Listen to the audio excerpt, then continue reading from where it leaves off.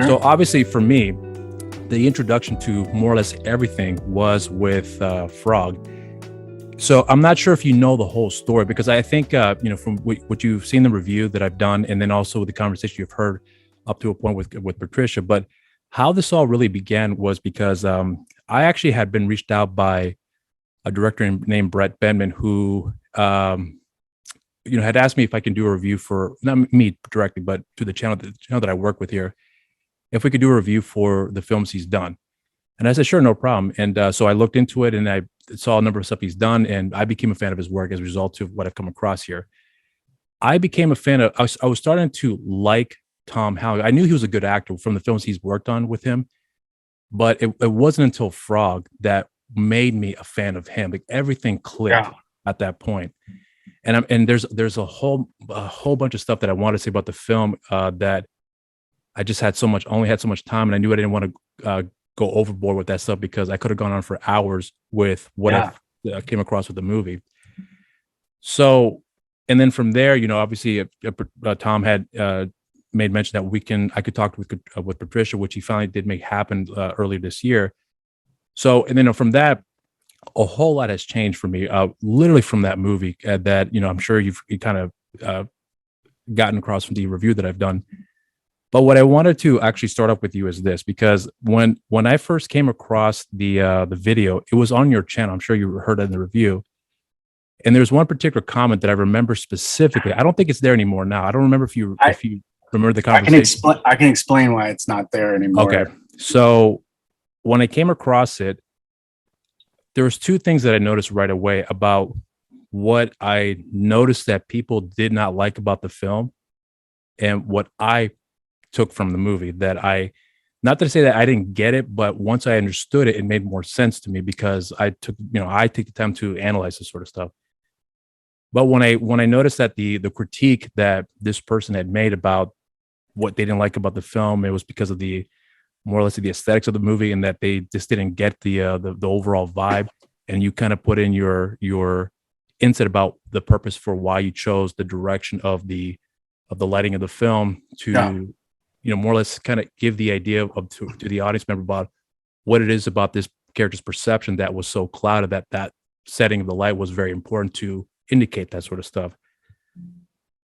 And then it dawned on me after that, months and months later, of course, that one of the biggest things that I was concerned about, to be completely frank with you, is that I love this movie. I love this movie with a passion, but if I share this movie with somebody else, can they see the same ways that I see it that would help them understand what's going on without having to explain, but don't worry about the lighting, just look at the film and let me know what you think of it. So I'm actually really curious about how your perception has changed from that critique that you saw in the comment section, and then hearing what I had to say about it and seeing more or less the flip side of that here, because I'm really curious to see what your insight on that is here from that point in time, seeing that critique to where we are with it now.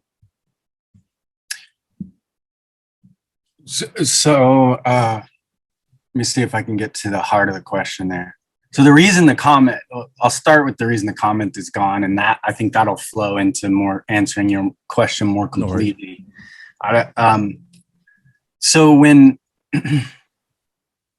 So I try to be with people who choose to comment. I try to interact as much as possible, but at the same time, I'm a big believer that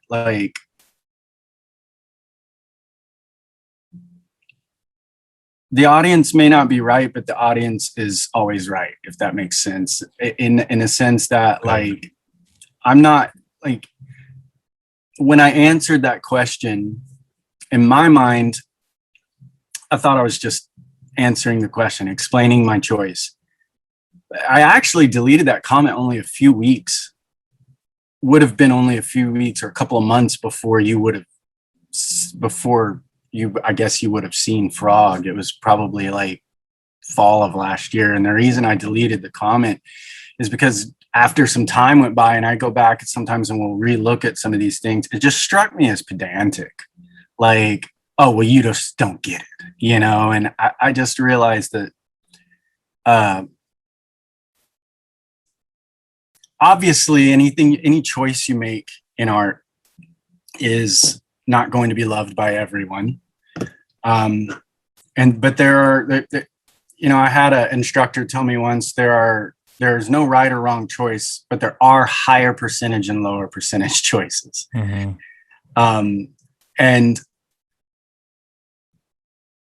so the reason I deleted the comment was because I felt like it looked like I was trying to talk down to, which was not my intent, but I felt like now that I can come back after some time that it might come across that way. And I just don't want my comments section, on my work to be like me explaining to people why, they don't get it. I'm curious about what you said there because I was actually I was thinking about asking that at some point in the conversation, but now that you brought it up here, I'm very curious about your perspective on the critiques here because it's really funny because I won't say who it is because it was a private conversation, but I did speak with somebody rather recently about critiques and the various critiques that people go through. In this case for film, whatever the case may be, and one of the things that I've taken away from personally about the critiques when it comes to films, because I do reviews as well too, as you already know, but I'm starting to notice more and more with myself that critiques don't make it. I mean, they make a difference. They really do.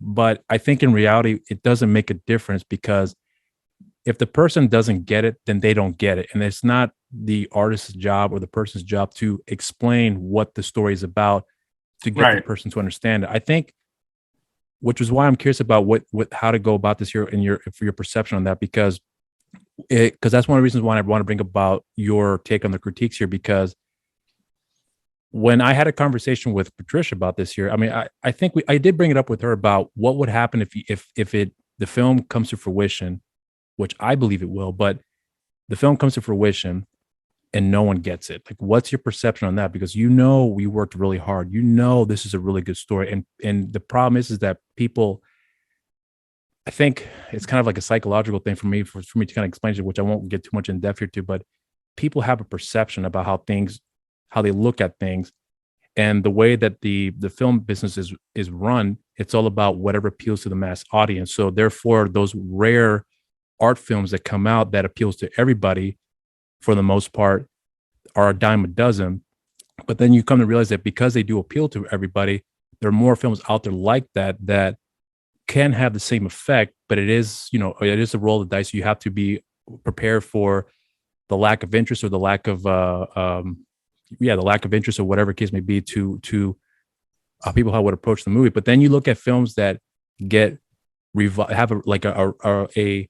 a new shot of life years later, for films like, for example, like Shawshank Redemption, The Thing, several films of that sort that have got a whole new life where people have looked at the film again. They thought this is actually a really good movie, but Assassination of Jesse James. Right. So you have those films that take a long time before they find an audience, but the immediate turnaround time is what the business guys want.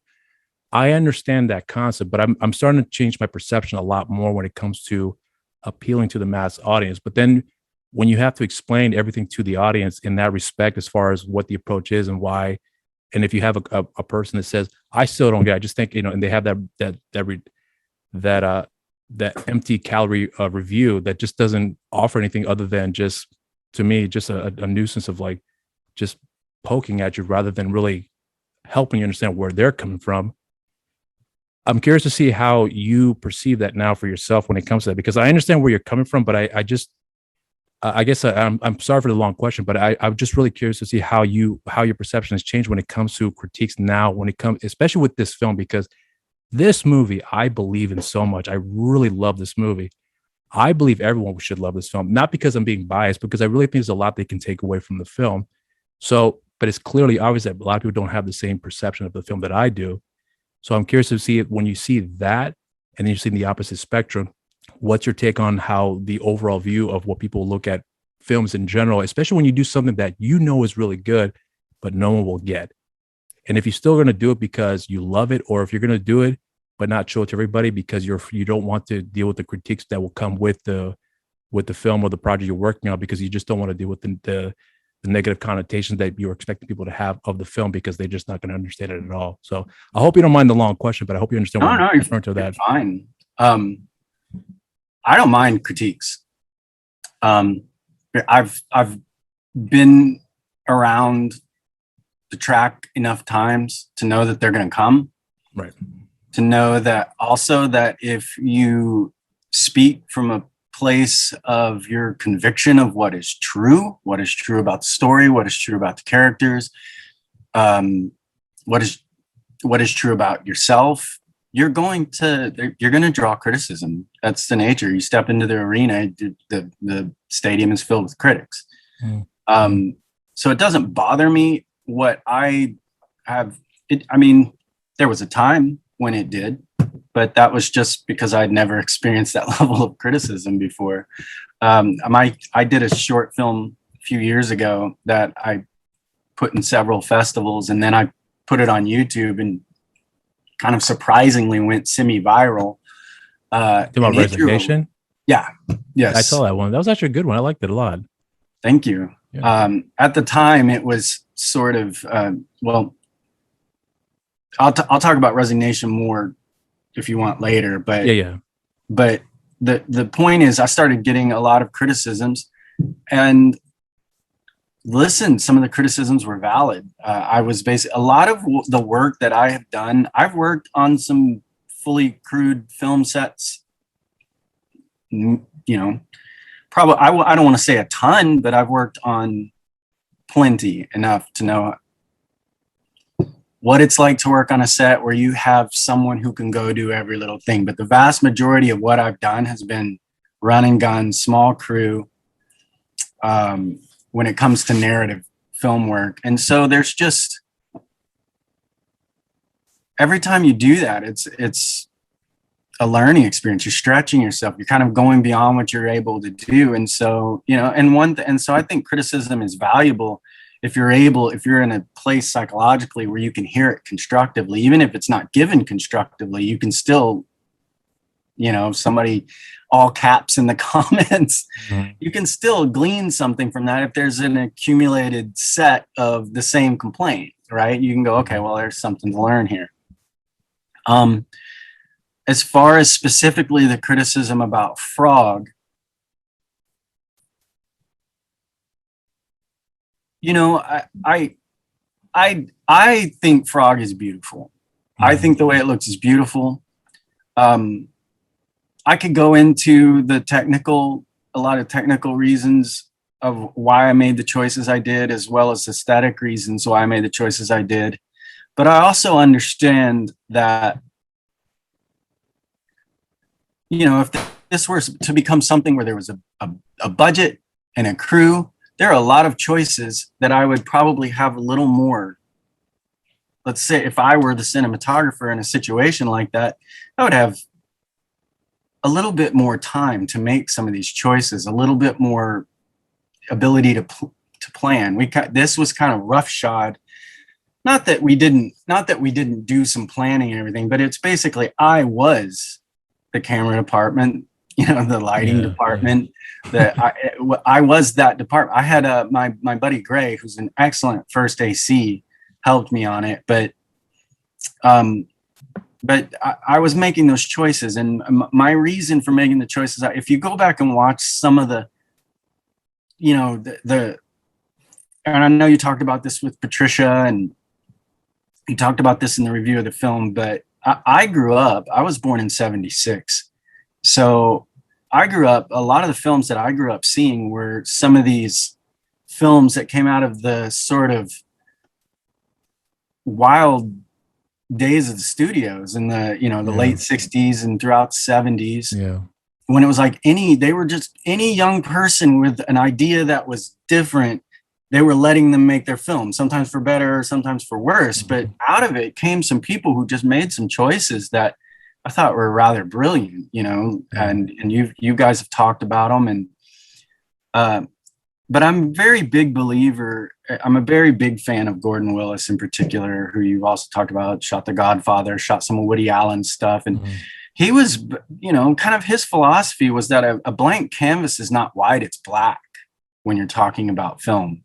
And then what you do is you then add light back. You add, and then you start with what is most meaningful, right? What is most meaningful? When Frog's sitting in his truck and we hear his voiceover of him reading the letter that he writes to Maria. To me, he turns and looks over his shoulder, and it's just this sliver of light. Yeah. We can barely make out details, but enough details that we know environmentally generally where he is, but he's the focus, and these emotions, and just directing the eye to these particular emotions. And if we're riding in the truck with him and he's kicking straight back on a whiskey bottle while he's driving, and to me, the fact that everything was so dark, but you just see these signs go by in the background, and then you cut and we see the silhouette of him, kicking back on a whiskey bottle. Now we're just getting these bits and pieces of information, which is all he's getting too. He's in a place of confusion where information and clarity come to him and just, like silhouettes against lights, and that may be a bit esoteric, but it's just the kind of the place that I was coming from. And plus, the particular camera I chose to shoot on it because it had a global shutter as opposed to a rolling shutter. And I really wanted that 70s Cook look. And one of the drawbacks, though, is that camera struggles in low light, but so do film cameras. Film cameras struggle in low light settings. That's one of the benefits to video over film. Is video is much better in low light. Film is much better with highlights and highlight roll off, which is the Ursa Mini 4K that we chose to shoot that on. I wanted it specifically because it had those kind of characteristics of a film camera, and I wanted this to feel very much like, Terrence Malick would have shot it, and Terrence Malick wouldn't have cared what you thought of how dark it was. Neither would Gordon Willis. I mean, Gordon Willis almost got fired off The Godfather. If Coppola hadn't fought for him, he would have been canned. But then he ended up shaping what we know as modern cinematography. It was largely Gordon Willis was the first one to be willing to be like, turn that off, turn that off, turn that off. We just want to see the information that is important to what we're trying to communicate to the audience. We don't, and that's what I was going for. And, sometimes you,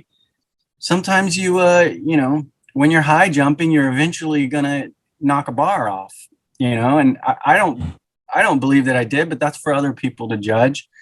At the same time, like if somebody were to come in with money and say, hey, I want to make this, but I want we've gone to the first extreme of bold here. Let's dial it back. Yeah, I'm willing to have that conversation. Okay, we'll put a little more dash light on his face, when he's driving so that we can see a little bit more of him. Or when that first conversation with Maria, I loved that you instinctively picked up on what we were trying to do there, where she's in the warmth of light and he's out in the cold of darkness with just a sliver of light separating him from the darkness he's in, almost as if that sliver of light is like his sort of lifeline to holding on. I wanted to really sell that this is a person who believably might kill themselves tonight, who's just they're in a dark place. And since we don't have a lot of exposition and backstory, right, I've got to get the audience there emotionally through other means, and putting him in a dark place was my way of doing that. So I had a question about the metaphors aspect of the movie, because I heard you say you don't think in metaphor, and I was like, oh boy, here we go, because I'm a walking metaphor. Well, no, because I'm not against. Well, the thing is that I am not big on metaphors, because I guess at the time, my position on that started to change a little bit now, because there have been a number of films that I've revisited that I've gone back to that I didn't necessarily get the metaphor, but I liked, what I saw, in the movies. And I think I'm not going to say that Frog was the catalyst of that, but it definitely was a film that made me rethink certain aspects of when it comes to metaphors and what it actually means. Because I think from where I was coming from, it was more from a position of like, I didn't care. I just wanted to be told this. I was kind of like very simple in that respect. But when you do enough reviews, when I do enough analyzing of films, certain things are starting to pick up along the way when it comes to certain traits of the film and what directors and cinematographers actually do. You can pick up certain things that you start to pick up little nuances along the way too that help me appreciate that aspect of storytelling.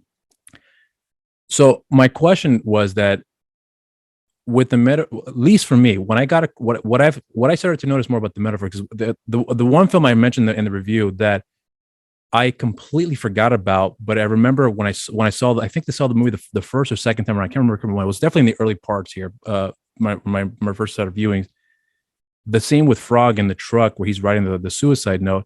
I remember something. I know I've seen this from somewhere. Like I didn't think it was a direct influence, but I wonder if it was. Once I came to the realization it was, by freak chance, I happened to see his Full Metal Jacket somewhere between that interim, and I thought that's where I noticed that from, because I remember that blue tint that I forgot who the cinematographer was, but someone was talking about the purpose of having the lighting give that calmness look to it, but then you have the tension building up where you only get the tension from the characters, not from the actual environment itself, which I thought was brilliant.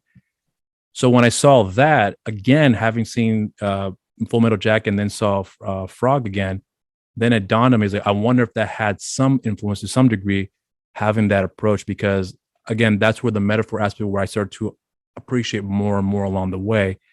So with that approach that you're going with here, I'm not saying that you're concerned, and I'm not suggesting that it's ever crossed your mind, but I'm wondering if you make a movie of that sort where you have metaphors in place to describe the situation without giving the whole story, but rather just helping you understand the theme and the mood, whatever the case may be, do you have a little concern that will the audience get that if they're not going to be looking at the same lens as I am? Like, do you have any concerns in that respect?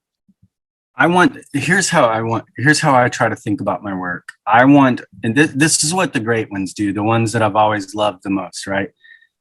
They put elements in there that will reward an initial viewing, right? If you only watch this film one time, it needs to be rewarding on that level. Right.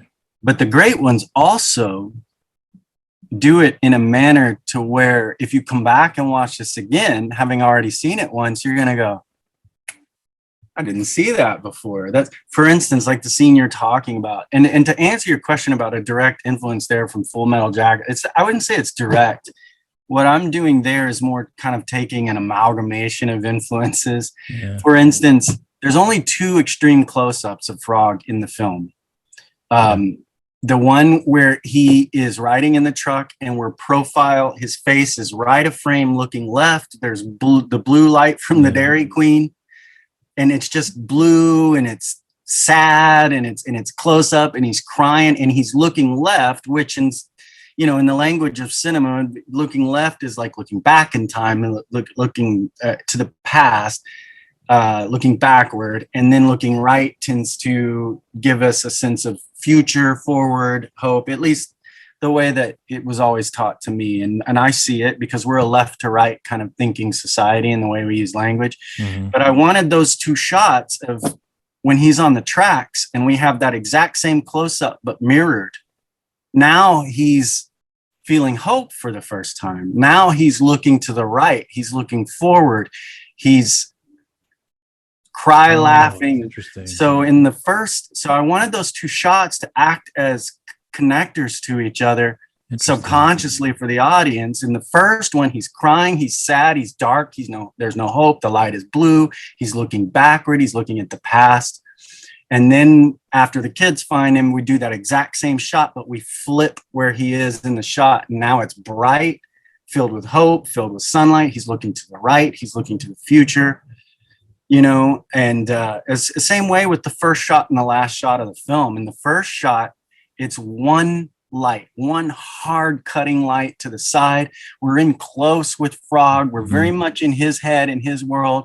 But by the final shot, now we're wide. We see the birds in the sky. We have a more broad, we've gone from this sort of internal perspective to where Frog's view of things has broadened to include more than just his immediate plight. And I may have been packing more in the lunchbox than would fit.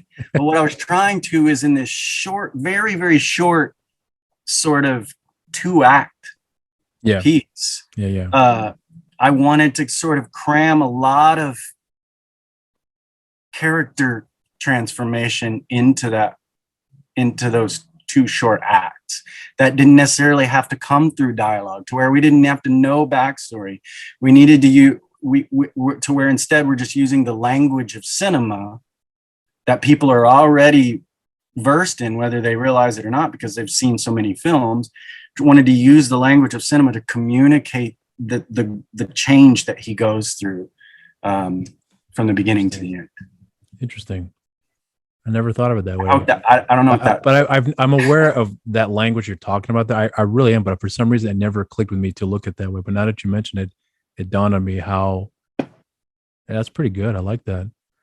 Okay, so here's what I'm still stuck on that thought process right now because I'm thinking about that really thoroughly here now. But so I guess what I'm curious about with you is this, because there's 2 things that I've come across here with that I've that I know that you do, directing, obviously cinematography. I guess I'm curious with yourself, because when Patricia was discussing about your influence about let's try this, and she was very open up to the idea about let's do it this way, see how it works, and then obviously everything turned out the way that it did. I'm really curious about when you're the cinematographer and working on a set. When you make suggestions, in this case with Patricia, because I'm assuming that in order for you to make the suggestions to her, that obviously you guys have a good rapport with each other, therefore you knew that she'd listen to your ideas. But I'm wondering that when you do that, when you're making those suggestions, are you coming in from a perspective of like, I don't know if it's a fair question because I'm not really too versed in that, but is it more from like are you coming in from a director standpoint? But if you direct it like this, it will look better, or is it more for the purposes of the lighting that if we approach it like this, it will look better for the look of the film? Or I'm wondering what your perspective on that is, because a lot of things that she explained to me in the conversation we had, with for example, like the reel, when it comes to Rose's mother being, where the first time we see her, she's packing up her suitcase, and then her running up to Sean, I think is her husband's name, who runs off in the truck and leaves the money. There's certain details that she revealed Bobby, about. I think Bobby, was it? Oh, okay. I think it's Bobby. I've seen the reel so many times. I'm awful with names. So if I forget names, it's not to be dismissive. Fine. But when she had said that you had made that suggestion, and not only that too, but also with the suggestion of your brother helping with the music as well too, is it coming from a perspective like this will make the film better as far as you being a director is concerned, or is it purely for, I have an idea, let me know what you think of it? Because I'm curious to see what your approach is on that is, because it's kind of an odd question for me to ask, because there's an angle that I'm going for here, but I hope it came across and makes sense with what I'm trying to approach with what the question I'm trying to ask here. So I think there's kind of a 2-part answer to that question. First, what I believe the director is, and then second, what I'm doing when I'm on set with Patricia. So to answer the first question, I think directors come in all shapes and sizes, all different levels of input.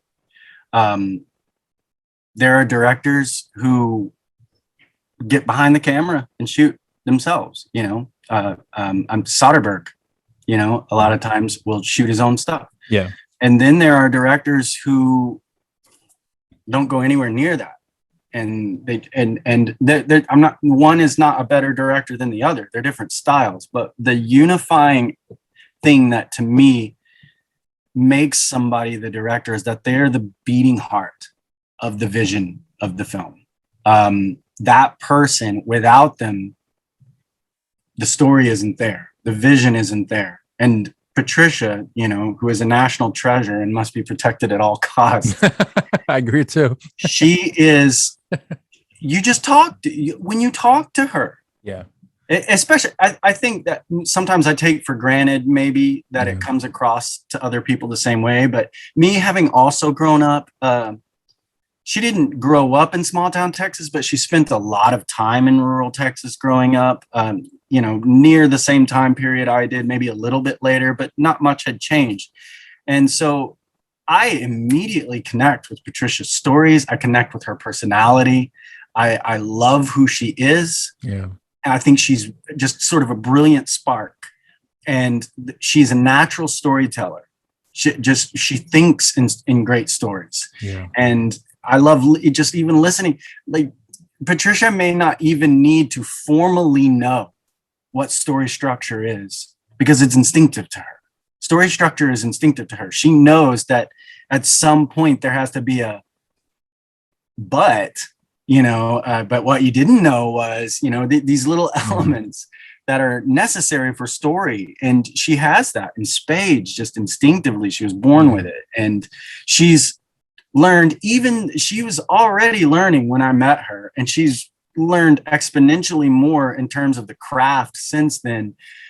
But I've worked with directors who've been in the game for 30 years and maybe can tell you exactly what shooting open gate is, but they don't understand story.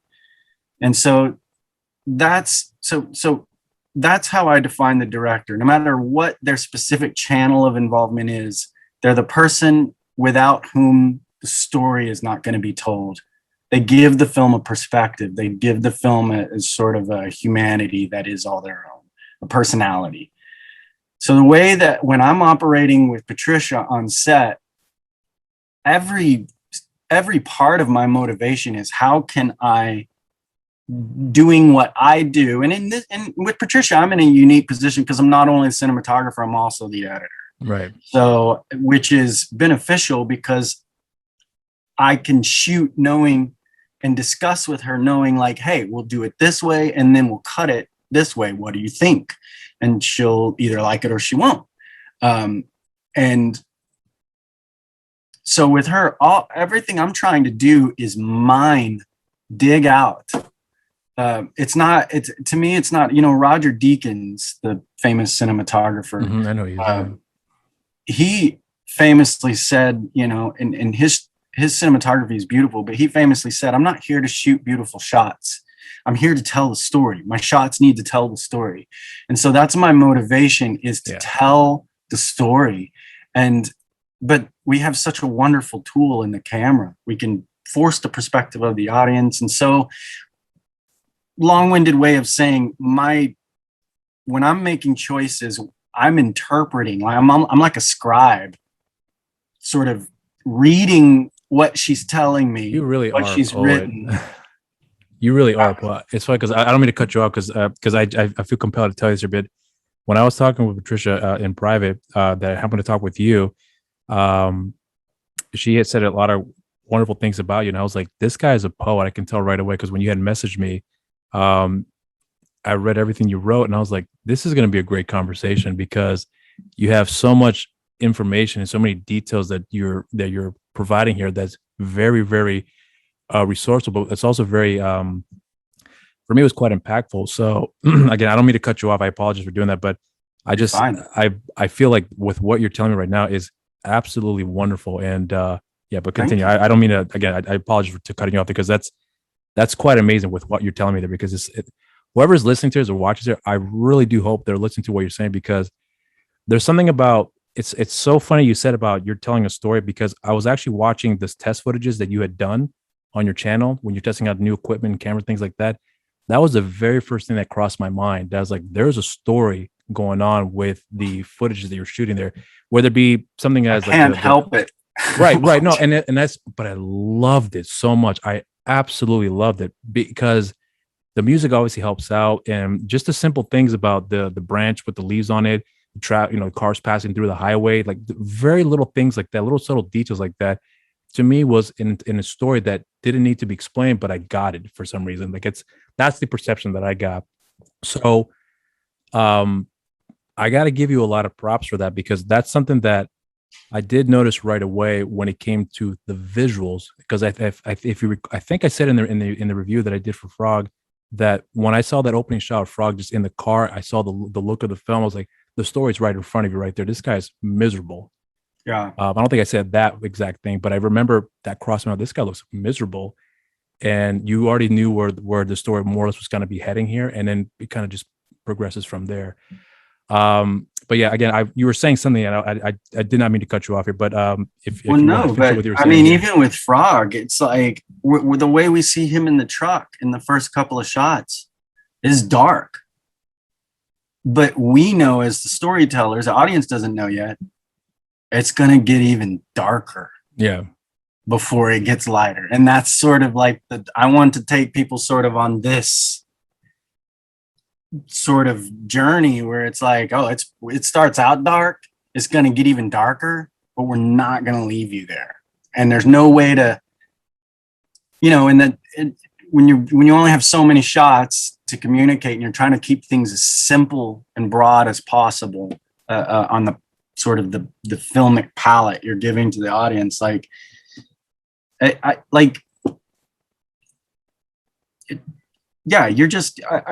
just feel like the reason I love film is because it's sort of, I used to say it's the consummate art form, meaning it draws in elements of everything else, music, painting, photography.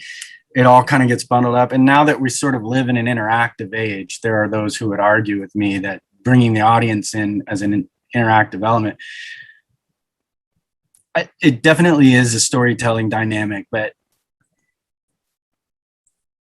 I just feel like film has its own unique kind of language, its own voice, its own, that I absolutely love, that gives you the ability to tell stories and to get past, especially in the modern era, right? Like we have all these barriers. You go on social media, if somebody sees something a different way than you're both sort of entrenched. There's no way in a dialogue in that sort of environment you're going to get through to each other. But when we watch a film and you see a human being and you are drawn into their world and you learn to empathize with the shoes that they're standing in, there's something about films, especially if we know we're in the hands of a good filmmaker, that makes you let down that guard and you let that voice sort of come in and sort of like you go, okay, I'm gonna because this is really well done and it's entertaining me and it's making me feel something, I'm going to let it sort of take me on this journey. And it has power to like really, at least for me, to just cause you to think in ways that you didn't even know were possible. And I think that was probably, that's probably why I wanted to get into it, is because I grew up reading a ton, lived in a very small town, and and my dad was a big fan of he had just had books. Our walls were covered in books, but he also loved movies.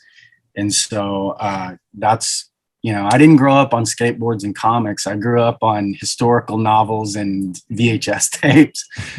That was sort of,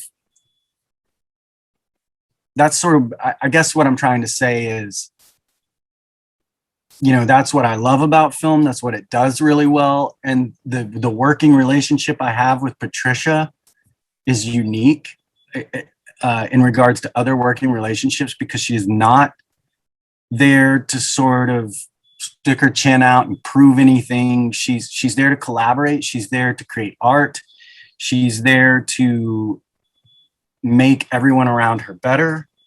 And I love working with people like that. And I think she has amazing stories, just amazing stories that are even still locked away in her head.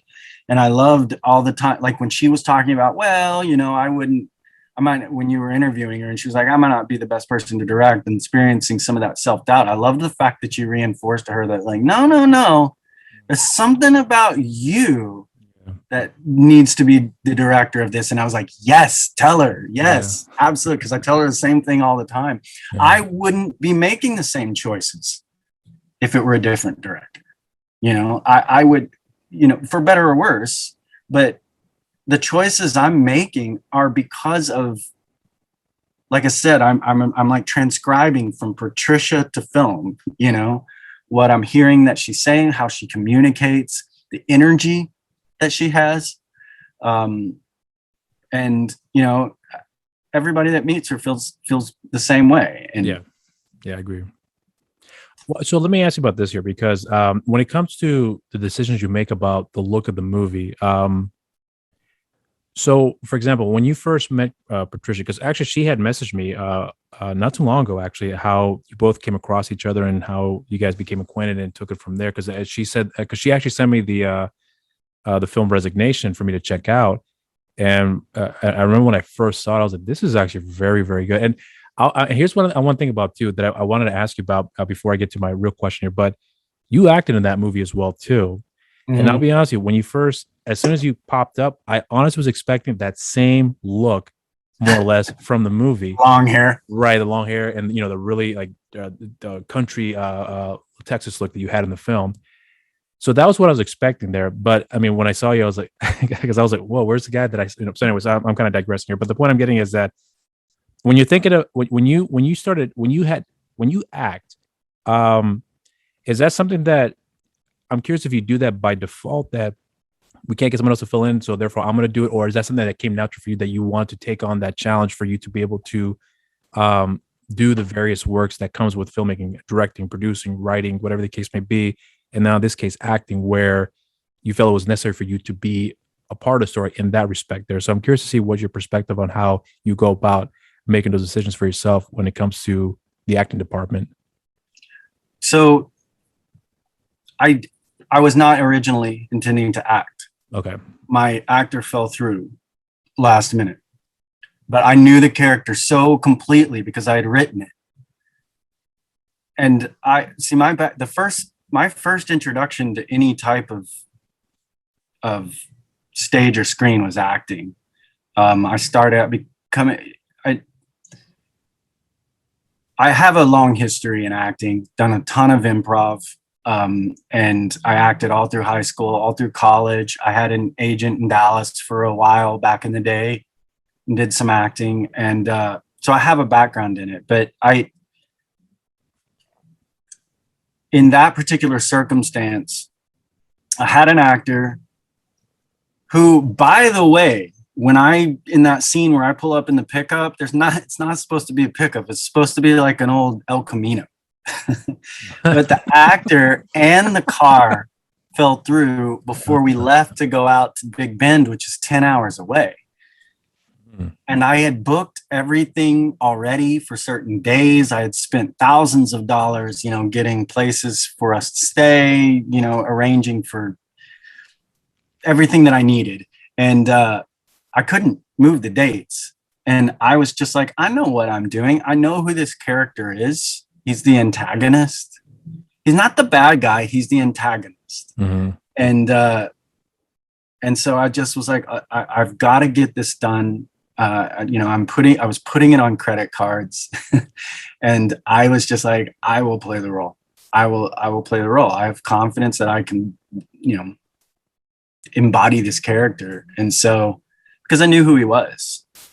And so, in that circumstance, I felt really comfortable just stepping into the role. But ideally, I don't recommend to people that they act and direct, especially when they're first starting out. If you want to do it, do it. But there's a whole wealth of issue. If, for instance, if I'm in a scene acting, then I don't have my headphones on and I'm not hearing what's going on with sound, or I'm not behind the camera and I'm not seeing like maybe adjustments we need to make with the shot or the lighting.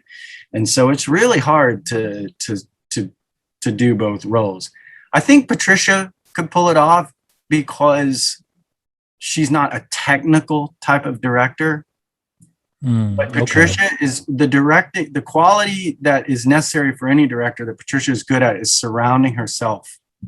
All directors have to surround themselves with talented people who are able to execute their vision because George Lucas didn't make those miniatures for Star Wars. Right. He needed these. He didn't make all the monsters. You know what I mean? So he was a bit of a curator. Part of what a director does is curate. They surround themselves with talent, and then they put those people to work with a clear vision, and then they curate the results. And so I just think that Patricia would be that kind of director. Very much could probably pull off acting and directing. I mean, she's already done it in that short format. Yeah.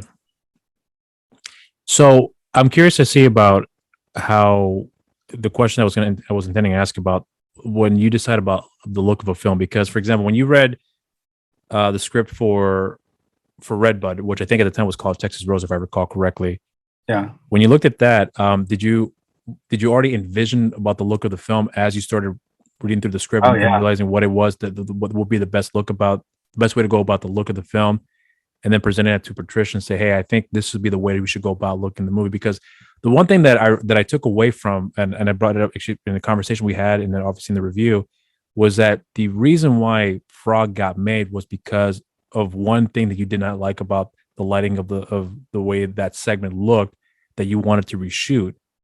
And then as a result of that, that led into you suggesting we can make Short Frog into a short film because the story was concise enough for you to be able to tell more or less the beginning, middle, and end for the most part. So I was actually really curious about what it was specifically that kind of started all that for you, apart from the look of the film not being the way that you thought was going to turn out.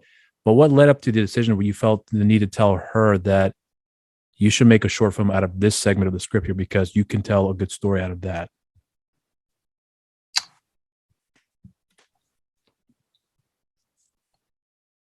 I think the biggest impetus for me seeing Frog or seeing Tom play that character the first time we shot it, it had been a long day. Those two were the actors with the most pedigree on set, and they had been pushed to the very end of the day because of the difficult shooting schedule. Mm-hmm. And I knew the minute I saw this guy hitting a grand slam on this character, I was like, this little ticky tacky on the end way we're doing this will not cut it. And plus, I knew a little bit about the character from what I'd read and what Patricia had explained to me. And I was like, this character, the way she's explained it, plus this guy playing it equals, I want to see this guy's story. I want to see more of this guy playing this character and her, Alex, playing, because and immediately her take on Maria was another home run. Just this sort of, so you have to do these two diametrically opposed types of characters, but for this almost, if I'm trying to find the words, for the same environmental reasons. They both grew up in sort of this contained world of a small town. Okay. And in him, it meant what's out there, right? Like straining against the constraints. For her, it meant big fish, little pond.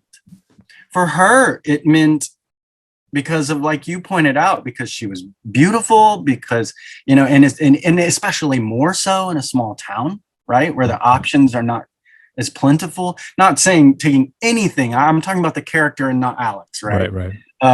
But there's two types of people, you know, in that kind of scenario, and it pushes one to want to see what's beyond, and it pushes another to be threatened by what's beyond because they got a good thing going.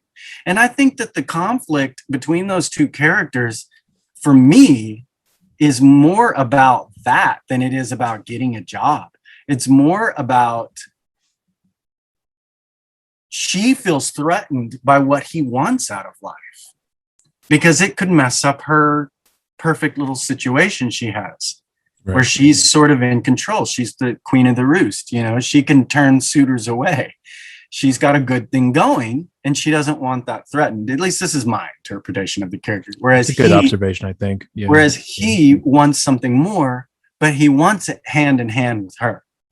He wants her to be along for the ride with him. He wants her to want the things that he wants. And so I think that's a lot of at least for me, I'm definitely reading into the text. But you have to, because your job is to interpret it onto film. So again, so now going back to the question about the look of the film, when you saw the initial footage you guys had shot, I know you mentioned, you kind of briefed, you touched upon that what it was about the look of the film you didn't like, but going back at it again and shooting it, what changed specifically for you about the approach with the look of the film that you initially had what your initial thought process was in the initial shoot of the film. I think I answered the question correctly here. Yeah, sorry. So, I apologize for not directly answering that. So okay. when we first shot it, it was so late at night that and we were in, because we had just been using different portions of the property in the farmhouse. We had basically used every angle up to where we had like this one little back porch area that we were treating like it was the front door of her house. And I've got, it's like, we're in this tight space. I'm in there kind of taking up most of it with the camera and the sticks, and it's just and I can barely even have an angle to get a light in. And so it just it did not look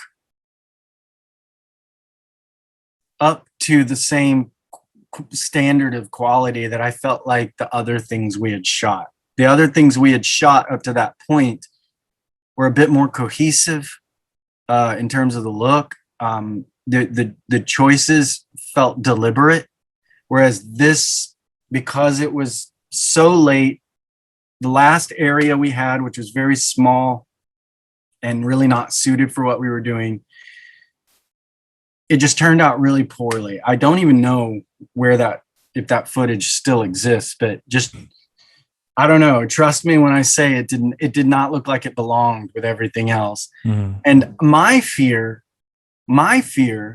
was that she would take this, all of that, and show it to someone, and they would just be liking the look of it, and then get to this, which in my opinion turned out really amateur. And that would give them, I didn't want to give anybody an excuse to say to her, well, you clearly don't know what you're doing. I didn't want something thrown in there that was so abruptly worse than everything else that it sort of would be sort of a pulling back of the curtain by Toto type of a thing, to where it's like, but you don't really know it. And that may all be in my head. But what I didn't want is for her to have this cohesive unit with this weird sort of square peg in a round hole type moment in it, which featured the two best actors that we had. Here we have the two best actors. Here we have a really great scene, and it just looks like crap and doesn't fit with everything else. I just was, and so I went to her and I was like, look, we can leave it if you want, but I highly, highly, highly recommend we reshoot this because of Tom and Alex are worth it. Your story is worth it. And then she's a little more, she has a sharper memory than I do, but the discussion then started about just, why don't we just shoot the whole short film? I don't remember exactly if she instigated that or if I instigated that, but it made it seem like as if you're the one that instigated that there. Well, I know I definitely remember all along loving the story of Frog in particular, within the story of, I keep wanting to say text, a Redbud, which I don't love the name Redbud. She watches this. She probably already know it. It just, you know what it makes me think of? There's this movie with Chevy Chase in the 80s. I know exactly what you're talking about. Yes, I know the scene I'm talking about. Yeah, I know exactly. Guess your way to Redbud. It never crossed my mind up until you said that. But I know exactly. That's what always jumps out in my mind, though, when I hear that. And then, and also, you kept saying Rosebud, which is also natural because Texas Rose, Redbud, your mind just sort of. I kept, for some reason, I don't know. I have a really bad problem with remembering names, even when I've looked at it. I don't know what I honestly, I think I'm the same way. So I'm like, it's concerning for me, not because, I think I have an issue. It's not that. It's just that it's concerning for me because I was thinking, because I listened to it because I have to watch it because I'm editing it all together. And I just kept listening, Rosebud. I was like, God, you fucking idiot. You know what the title is here. And I was afraid that it would come as insultive that I didn't know it because I'm talking to Patricia the entire time and I keep calling it by the wrong name.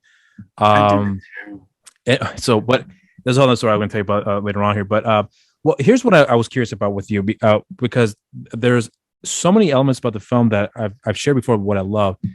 I was actually really curious about getting your side of the story about involving your brother in making the music there, because I've listened. I was on your channel and listened to your brother's cover of forgot the name of the Hank Williams songs that he did. I'm so I'm lonesome. so lonely. Yes, I'm so lonesome. That's the one.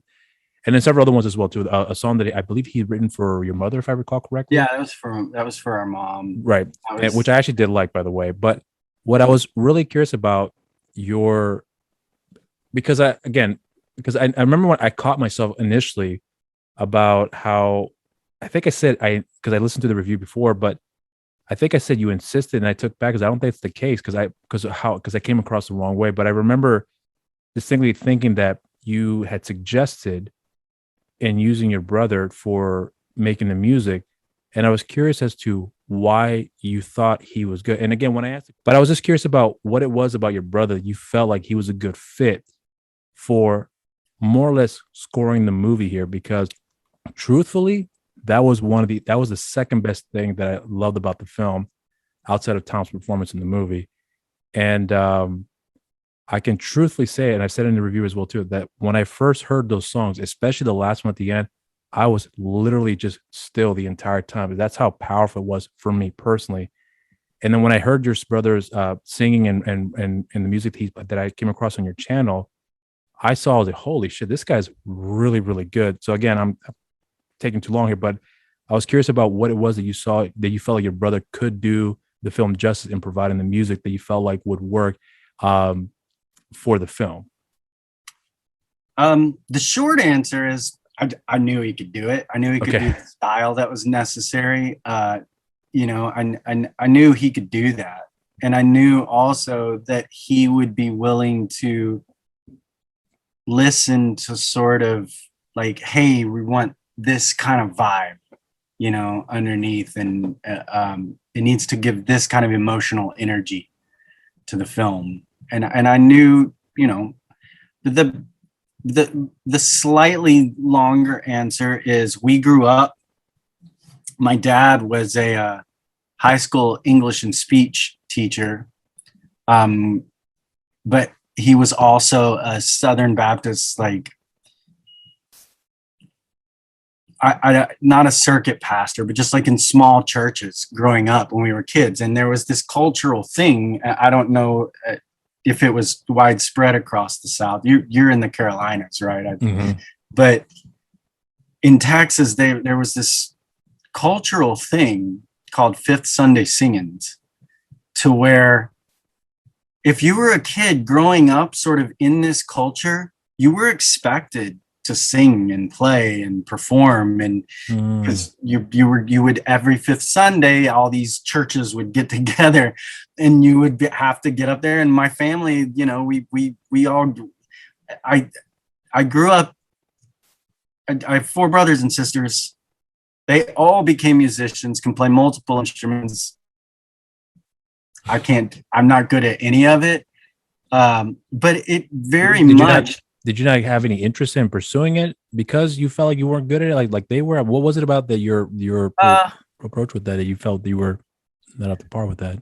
I just, I like, without deeply psychoanalyzing it, I just was, I liked music, but if I realized the amount of energy and effort that it took I just didn't have the patience for it. And the Okay. types of things I was interested in, I did have the patience for. And I think, as a kid, you can't explain this, but you gravitate toward what you're more interested in. And I always have been like, I like to be a little bit different, kind of a little bit of go my own way kind of a person.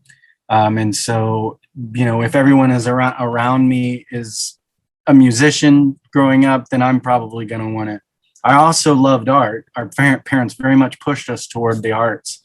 But I wanted to explore something else. I wanted to do something that's different, unique, and kind of, something that I felt like I could really dig my grubby paws into. And if I feel like if I'd grown up in a family of filmmakers, I probably would have banged my head against the wall trying to learn an instrument, because it, So you're more or less like the renegade, if you will, when it the comes black to sheep in a sense. But yeah, and well, and also to me, there was just things I was more interested in, and I couldn't get enough of my dad's books. I would just, whatever he read, obviously, is what I had available. You know, there was no library, so you read what was in the house. And so I grew up reading these historical adventure novels, and you know, and then once you start seeing movies, and then that changed everything about reading for me. Now I couldn't not read as if it were a movie. And at that point, I was hooked. This was all I wanted out of life. But I thought magic people made movies. You know, you'll forgive me if I'm growing up in a town of 200 people. It's like the fact that just normal human beings can make movies was just completely lost on me. I thought you had, you know, initiated into some secret society of special knowledge to be able to do it. I know that feeling. Yeah. But and maybe back then it was like when everything was shot on film, which was not readily available and very expensive. You know, it was a little more that way. But yeah, I think that it was just, I grew up with my brother. Sorry, I apologize for rambling. I grew up with my brother, seeing him sing and play.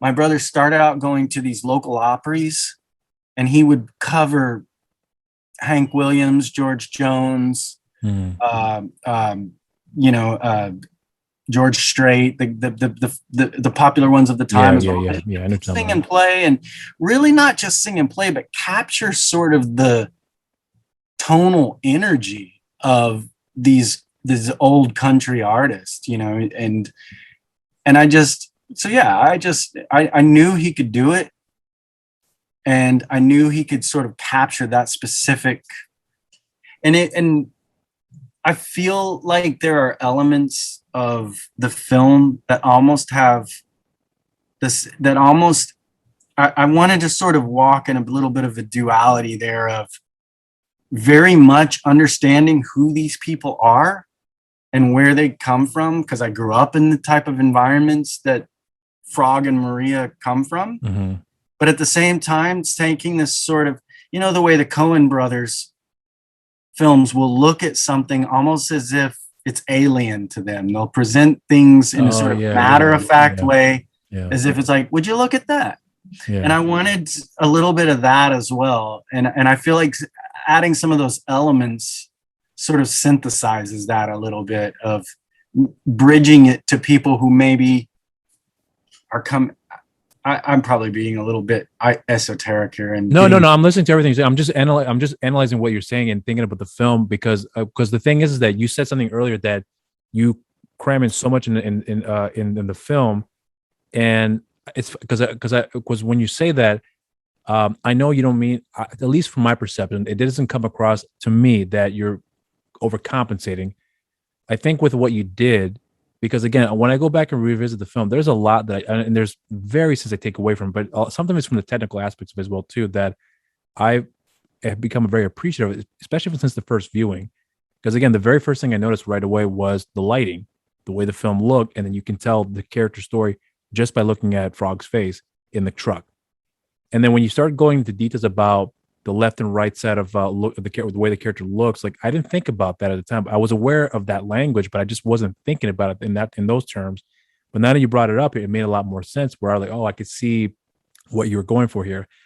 And as you're explaining about all the other finer details there, you're making me think about the things that I have noticed, but it's like it's kind of weird for me to say, because I don't believe in having like a sixth sense, but because I believe I've seen enough film that I can pick up certain details that I don't. Yeah. I understand what they're trying to do, but I don't know the words to use to describe what I think they're trying to do.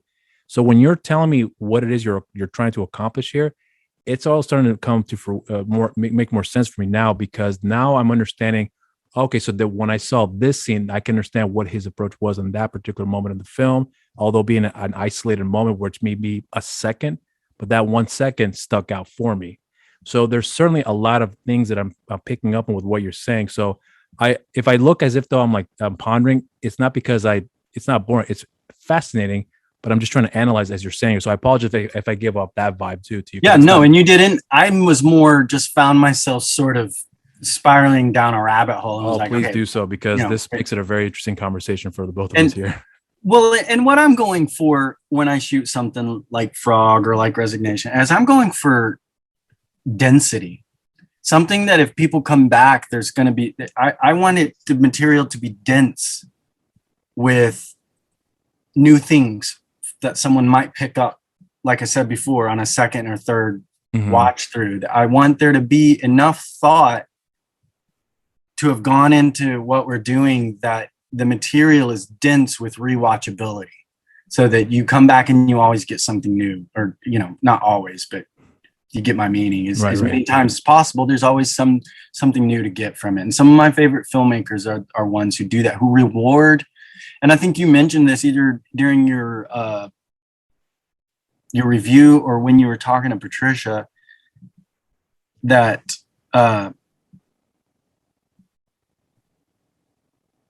do something about the fact that you reward it on a second viewing. And that's, like, to me, that's the best compliment someone can give me, is like, hey, I saw things a second or third time through that I didn't pick up on the first time. And so I think that, you know, like I said, some of my favorite filmmakers are filmmakers who do that, who build it. Oh, this is what you said. You said it rewarded you for paying close attention, and or something to that effect. And that's what I want to do. I want to put things in there that reward the attentive view. I want to put things in there to where if somebody is just coming at it from the first time and they don't know what, they have no expectation, I want that viewing to be rewarding. But on top of that, I want it to be dense enough that repeat viewings are rewarded with new insights. You know what I wanted to bring up here about the reel, the Rosebud reel. Oh, sorry, the Redbud. See, I'm still fucking up the names. Redbud reels. Gonna make you carry around a snow globe, and every time you say it, you have to drop a snow globe. It dawned on me. Rosebud. Orson Welles might be laughing in his grave right now. No, but definitely turning. Well, I was gonna say, in respects to Redbud, there was something about that movie, because I think Patricia and I talked about it here. I think she mentioned it about the magical elements that Texas doesn't, where a lot of films don't necessarily show a side of Texas that I got from the reel, and especially with Frog too, but primarily with the reel. Because when I saw that, because I think I saw the reel shortly after I saw Frog, but for whatever reason, I never connected the two. I honestly did not, because I didn't know the full story. I just assumed there was just a bunch of reels put together. And I was, there's the Frog segment, and I just kind of went on with my day. I remember loving what I saw, but I just didn't connect the two. And it wasn't until I read the script, and then when Patricia said, "Did you see the Redbud reel?" I was like, "Is it on your channel?" And she said she sent it to me, and I thought, "Oh, I did see this here. Yes, now it makes more sense." So like I said, it took me a while to connect it. But when I saw it again, I think for the third time around, if I recall correctly, the one thing that I remember distinctly, that because I've been talking to a few Texas directors, Texas filmmakers, and there's a certain look that each of the filmmakers have, and sometimes it's Texas is the character, and sometimes the backdrop serves as as a way to supplement the scenes or whatever the case may be.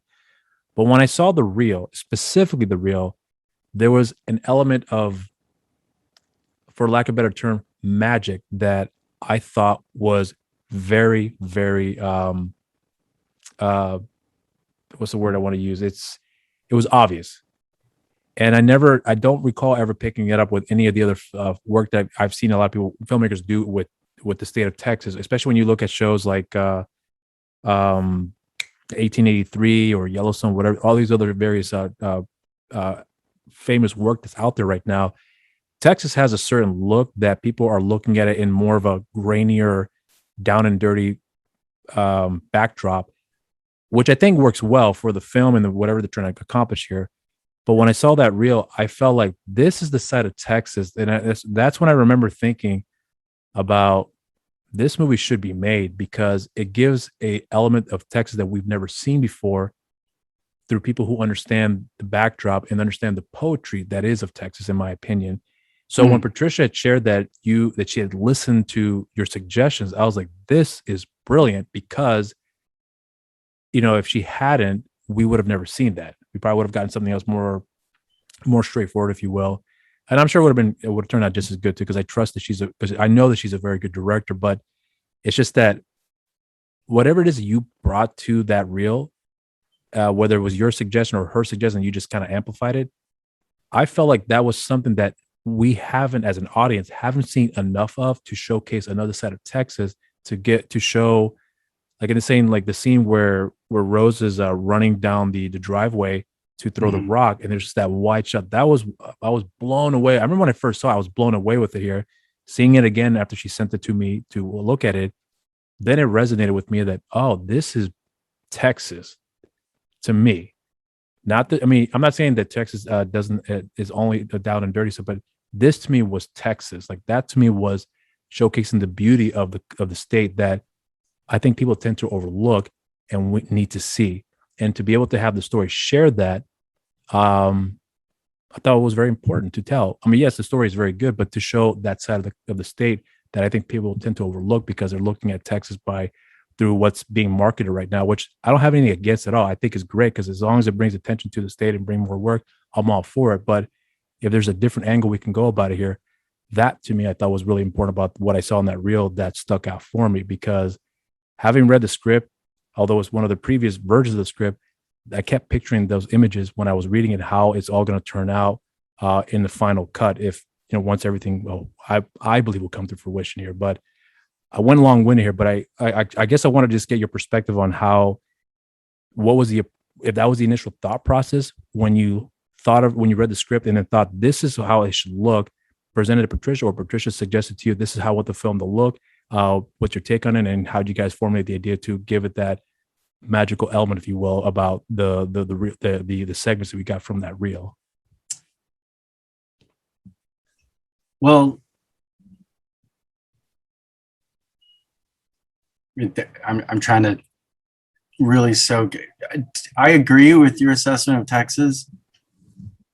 I mean, I'm very poetic about Texas. I could tell. Not always for the same reasons as other people. Yeah. I'm trying to think how to most concisely. We talked. I shared storyboards, shot ideas. Like, hey, we'll do like a wide shot of the farm as we're gonna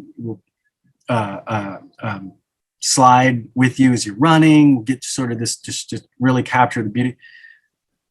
I knew there were certain things that I wanted to be there. Like I definitely knew I wanted the sunset to be brilliant, sort of behind it all. Yeah, Americana a little bit, but a lot of what's going on there, I'm making choices. Like I said, I chose a camera, and remember, during Texas Rose, this is the first time Patricia's worked with me.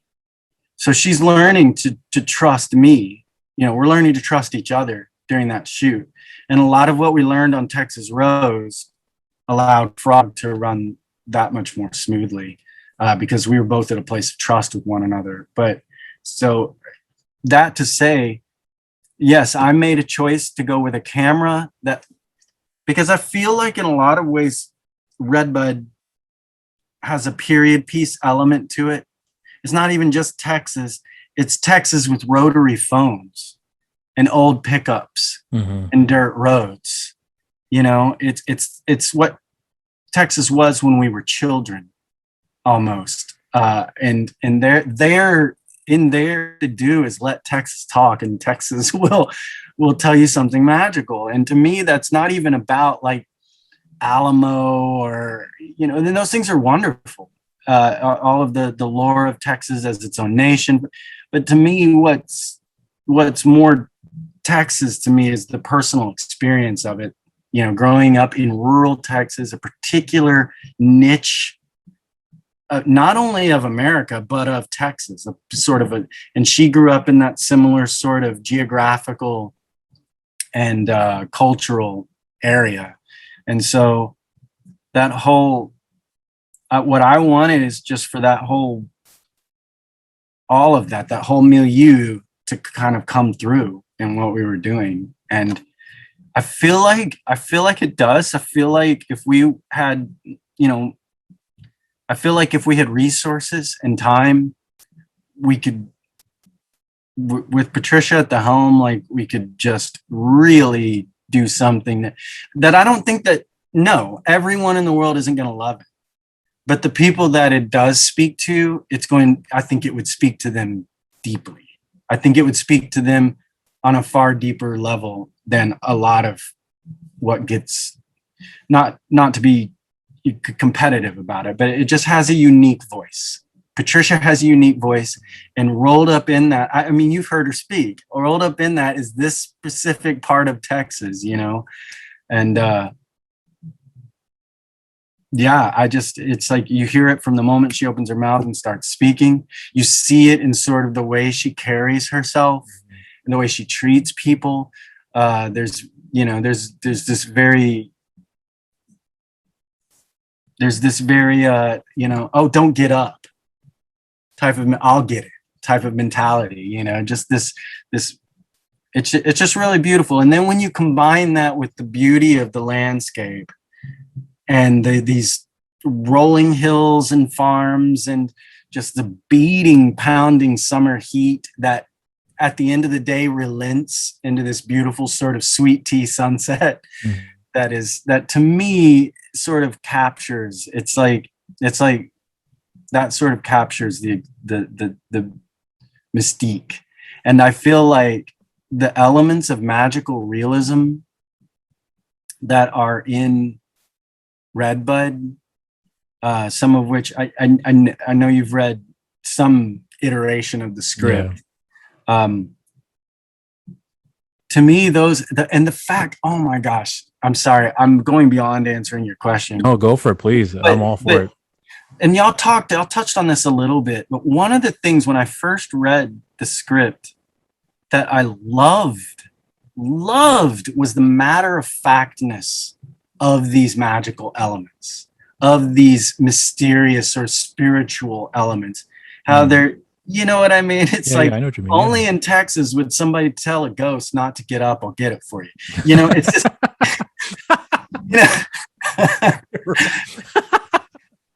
I forgot about that part. Just the fact, it's, to me, it's so central Texas hill country that this woman is dead, but she's sitting in the living room, and it's just, yeah. And it just, it's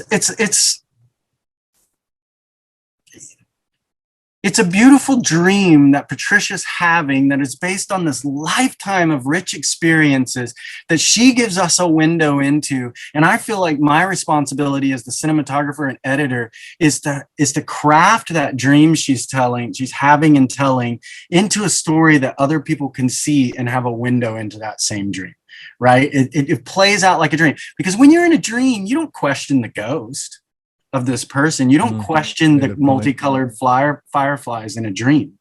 And it's presenting small town Texas as if is this fluid dream that you're having. It's sort of, even the way the script plays out doesn't follow these sort of standard storytelling conventions. Yeah. Because it plays out like someone, again, having a dream, like a lucid dream. And if you embrace that, like if you just dive in head first with that, I think you can make audiences then go, I am not entirely sure what's going on, but I am loving this. And then as they give the reins over to you and go, okay, I'm invested. Then they get rewarded with a story that fulfills these sort of, some of those characters still have hanging threads in the wind that I think should be knotted up. But it works towards all these characters having these remarkable stories unfold that could only occur in the dream that is Patricia's view of small town Texas. And that's kind of the way I see it all. I'm going to take away from what you just said here, something that I want to point out about you. And I hope you don't mind me doing this here. You had said something earlier, and I'm listening to you talk now about, wanting to help Patricia achieve her vision with the story, and you're clearly very passionate about it. But you said something earlier that I really deeply respect because there's two things. I'm not sure if you recall what she had said in the conversation we had, but the first thing she said in the conversation was that because you didn't like the way the segment for Frog looked, that you want to redo it again and you'd be willing to do it for free. And she's like, no, no, no, no. So then obviously we have a discussion about her being very considerate of people's time. But there's something you had said before about, in our conversation just now, where you had said that what you didn't want to happen for Patricia was that they saw the real, like what they saw so far up until this one little moment in the segment where they thought, what happened? And and stop that momentum, if you will. And I understand that there are people who want to help each other out, but to me, I feel that you truly do care about the person's vision. Therefore, you want to make that vision come to a realization, if you will. And that to me speaks a lot of volumes. And the reason I want to highlight this here for you is because as I'm listening to you talk, and this is me giving your flowers, but as I'm listening to you talk, I find everything that you're saying here so far to be not only fascinating, but very, what's the word I want to use? Compelling, educational, very meaningful. And there's something about the way that, because I keep reverting back to Frog here, but now I'm also thinking about the real as well too.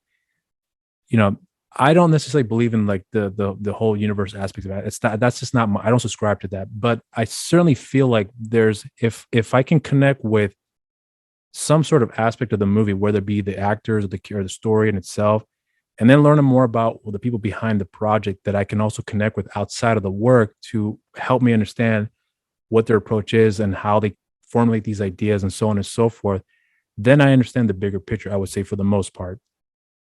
And it's really important for me to connect with that because if I love the movie, but I don't like the people very much that worked in the film, there's a disconnect that I like the product, but I'm probably not going to revisit as much because people behind the scenes were assholes or whatever the case may be.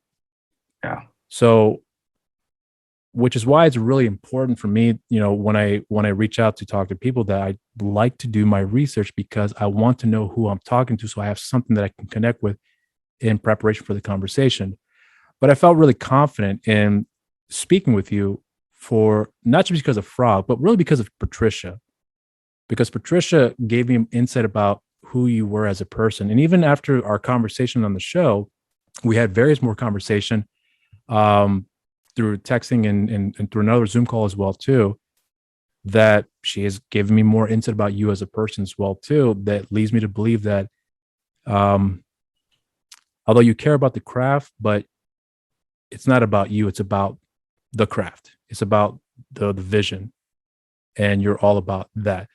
It sounds kind of cliche because I don't like to sound cliche or formulaic when I say that here, but honestly, I don't know any other way of going around it. But I really do appreciate you sharing that with me. And for me to get to know you in that respect makes me, I said it before, and I keep thinking so much that, I've already reached the cap when it comes to my love for the films that, in this case for Frog, but that actually amplifies it more for me because then I appreciate the people that worked behind it and their purpose for why they did what they did to make the film turn out as well as it did. So it's a lot more deeper for me in that respect because I can love a movie, but if I can't connect with the people behind the scenes, there's not much for me to go off with here other than the product in itself. And it's not about the product for me personally. It's about the journey to the product and then the events that occur after the said film or whatever the case may be. That to me is way more important because I'll always remember, because if we talk about movies, you're talking about Roger Deakins, Gordon Willis, we're talking about Francis Ford Coppola, Terrence Malick, and we're talking about the person, not so much about the product. That to me is extremely important. So I'm kind of going off on a tangent here, but it's important for me to bring that to your attention because as I'm listening to you talk, there's so much more that I'm taking away from about how you like to go about things here that I truly, truly do respect, and I truly, truly do admire. And Okay. when I see that, when Patricia is explaining to me, because she didn't reveal what the budget was, but I can only imagine it was obviously it was very minuscule, but it wasn't about the compensation. It was about the work and the right equipment and the right people involved to get the project turn out the way that it did. That the last thing on my mind was the budget. In fact, I never even questioned what the budget was because it didn't matter to me. So, you know, I hope you don't mind me saying this here too, but this is something that I honestly was kind of expecting, but wasn't sure if it was going to get there. But I'm actually quite floored with what you're telling me, and I'm being very, very frank about this here because I expected a really in-depth conversation, but you took it to a whole nother level that I truly do appreciate. So again, I hope you don't mind me, giving the time to offer to give you your flowers in that respect, because I think you really, I don't think you really have any idea how good you really are if you don't think about it often, because you really are that good at the craft that you're pursuing here. Well, thank you. That's Yeah. really kind. I'm the world's worst compliment getter. I So am too, but I felt like you definitely needed to hear that because appreciate that. it's because I'm more interested in the hidden gems rather than, I mean, I don't get me wrong, I am interested in talking to other people who most people may know of. I'm not going to deny that, but it's more, once I came across Frog, a lot has changed for me in terms of like how my perception on looking out for talent, if you will. Um, and especially when after I talked with Tom on the show, we've kept in communication on and off here and there, but once Patricia came into the picture, a lot has changed for me. Where it's like it's I don't know, it's kind of weird. It's something has changed from the inside to the point where how I want to go about things moving forward here. Mm. So I've said it in the review before, but you really have no idea how much that movie impacted me simply by the choices you have made and the suggestions you have made. That because I was going to ask you about this here too, about your reaction when you That's the best thing that I think any filmmaker can hear, though, is that a movie, something that you worked on, deeply impacted someone else. So Yeah. I really appreciate that. Not only that is the case, but that you're take the time to come out and make sure that people know why that is the case. And so I appreciate that. Well, no, and I mean that too. So if anything, it's me thanking you for in telling this here, but I was really curious about something with in the lead up to your conversation with Patricia, because what she had revealed, I'm sure you've heard it before too, that when Tom showed up at the bar and said, "Hey, it's some guy from the East Coast loves your movie and wants to talk to you about it," and she's like, "What?" And then we had the conversation. She's like, "I haven't talked to Mike in over a year," and I called him up. I was like, "You wait to hear that some guy," and shared that story. I didn't necessarily understand that that would happen. I honestly did not, because I don't think of it in those terms. Like, I hope they know, because to me it's, I love your story. Can I talk to you?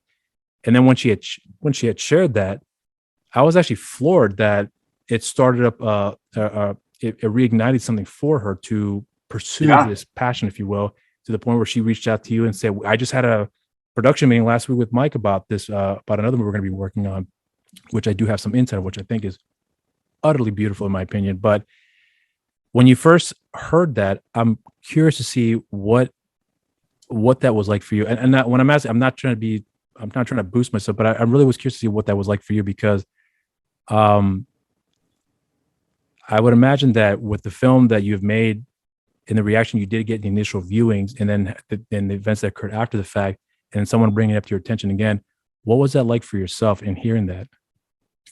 In hearing that her film had been reviewed and somebody wanted to interview her. And I mean, so I will every now and then, every couple of months or so, like comment on her social media or send her a little text about, just how fun making films is, and, how much of a blast it would be to make another film. And because I realized that there's, there are realities in Patricia's life and in my own that like she has to care for her mother, and it's not, we're not just and also the lockdown 2020 helped no one in that regard, in the sense of, because just connections sort of dissolved over that time period, and so it there was sort of this ramping back up into everything that this kind of got by the wayside. But it's working with Patricia is probably among some of my most favorite things I've done since I ever wanted to pick up a camera, is working with her. And so to hear that, yes, I was super excited, immediately told my brother, told other family members, like, hey, this is really exciting, Patricia. And the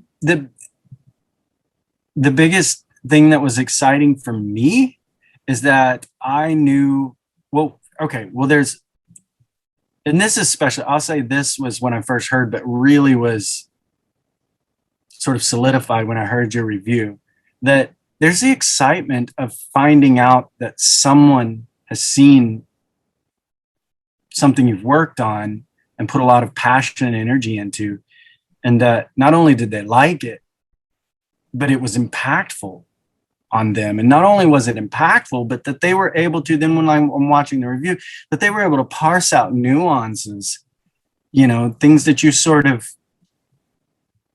didn't expect the average person skimming YouTube and watching your short film to be able to parse out of a story. And the fact that not only were you excited about it, not only had it impacted you, but that also you were able to specifically articulate things about it that you appreciated, that were woven into it. That's infinitely rewarding to know that your work is impacting people.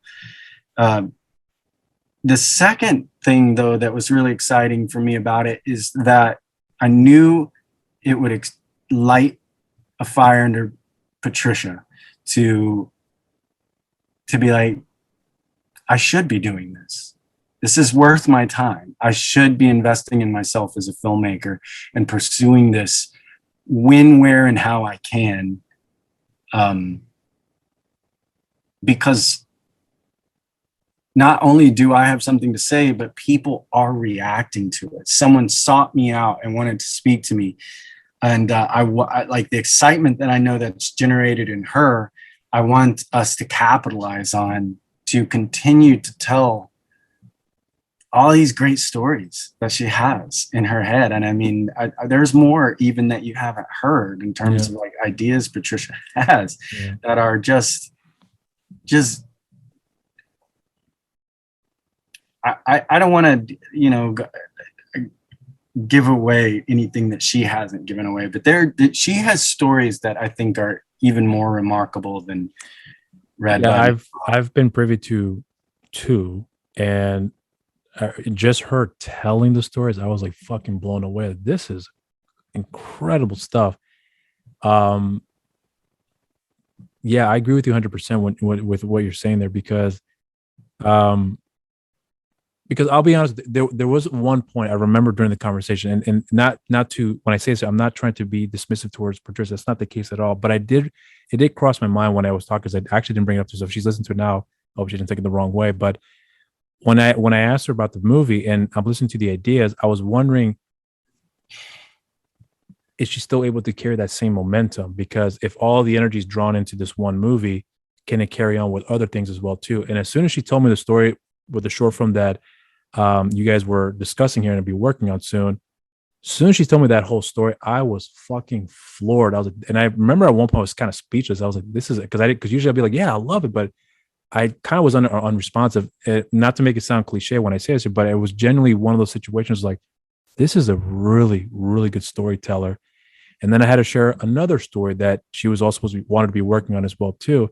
When she told me that story, I was like, this is even greater than what not to say it wasn't good before for the other stuff, but I was just amazed with the amount of details and the way that the story starts and the way that it ends, and it has an impact that you can feel when you walk away, that you saw an event, you saw something that would, I guess for lack of a better term, change your life, if you will.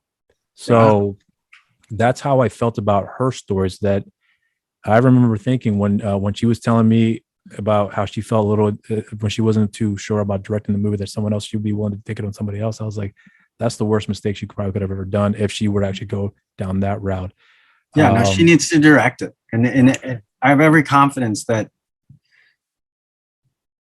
Yeah, and it's one thing that I've talked with her ad nauseum about is you don't have to know everything to direct. You don't.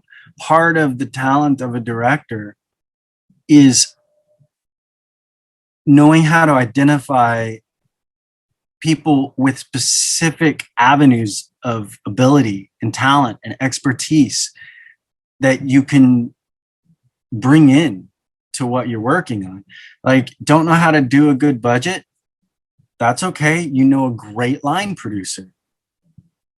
Don't know cinematography? That's okay. You know a great cinematographer whose work you really like. You know this amazing actor. Part of being a good director is you don't have to know everything to be able to look and go, that person knows what they're doing. That when I see what this person does, I see excellence. I want to work with that person. Right. I think that is, obviously, I'm not saying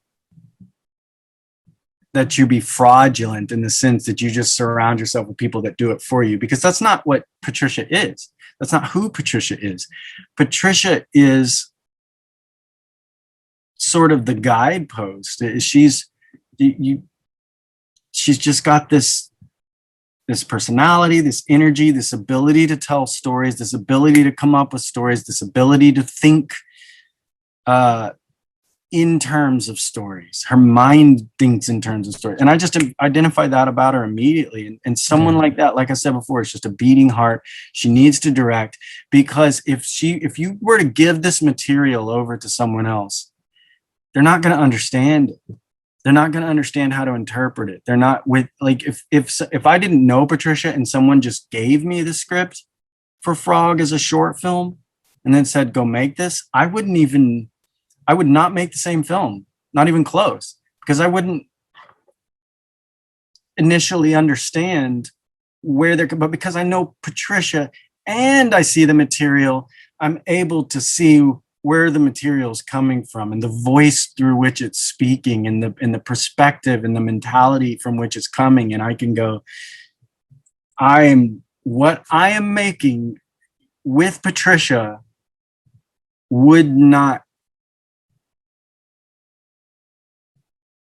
it just wouldn't be the same. It just wouldn't be the same if Patricia wrote it and then handed it off to someone else. Yeah, I agree with you. I wanted to ask you about something.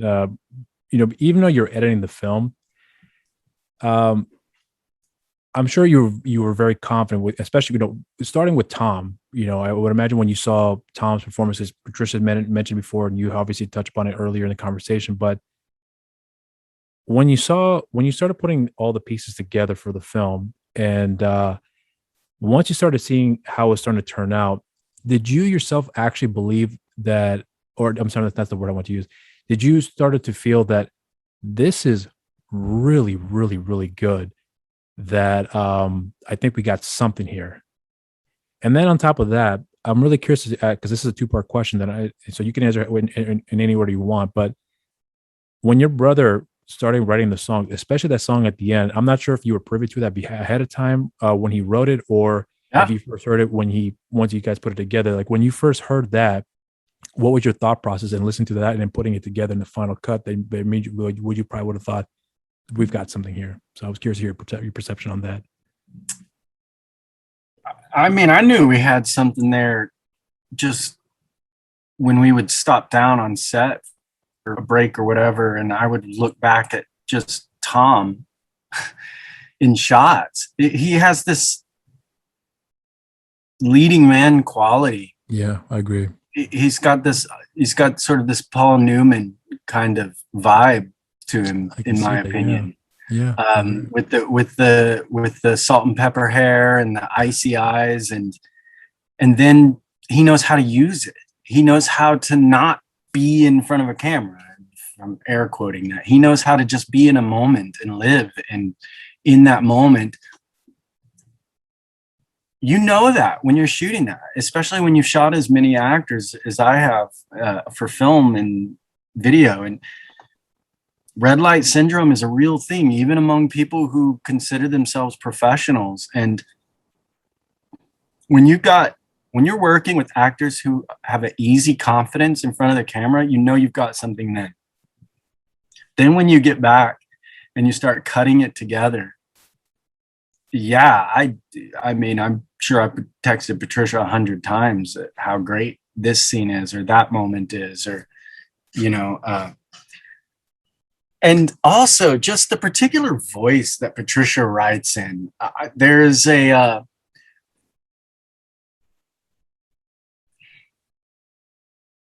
innocent. The word innocent keeps coming to my mind, but I could see where that could be construed in a negative way. It's sort of this unsullied voice. Like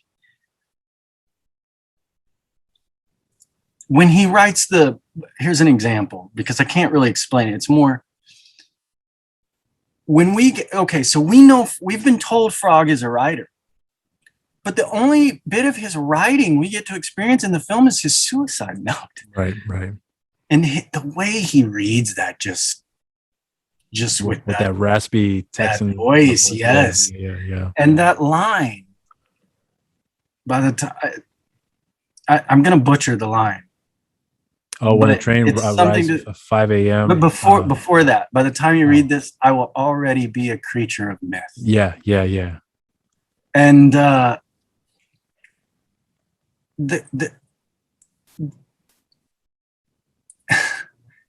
I remember, and her telling, there's some backstory to that.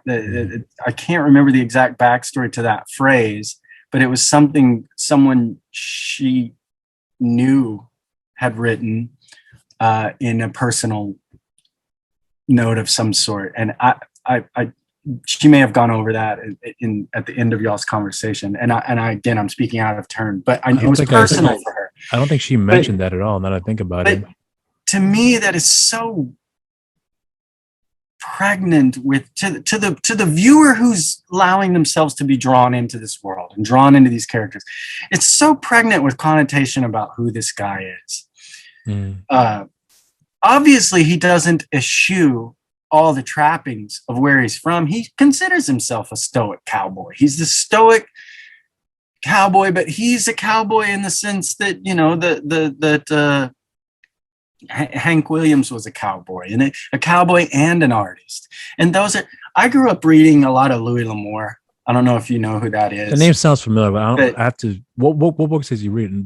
He not a lot that many people would probably know off the top of their heads. But he wrote a lot of the books that he wrote, the Westerns that he wrote, were made into films and into TV series like in the 80s.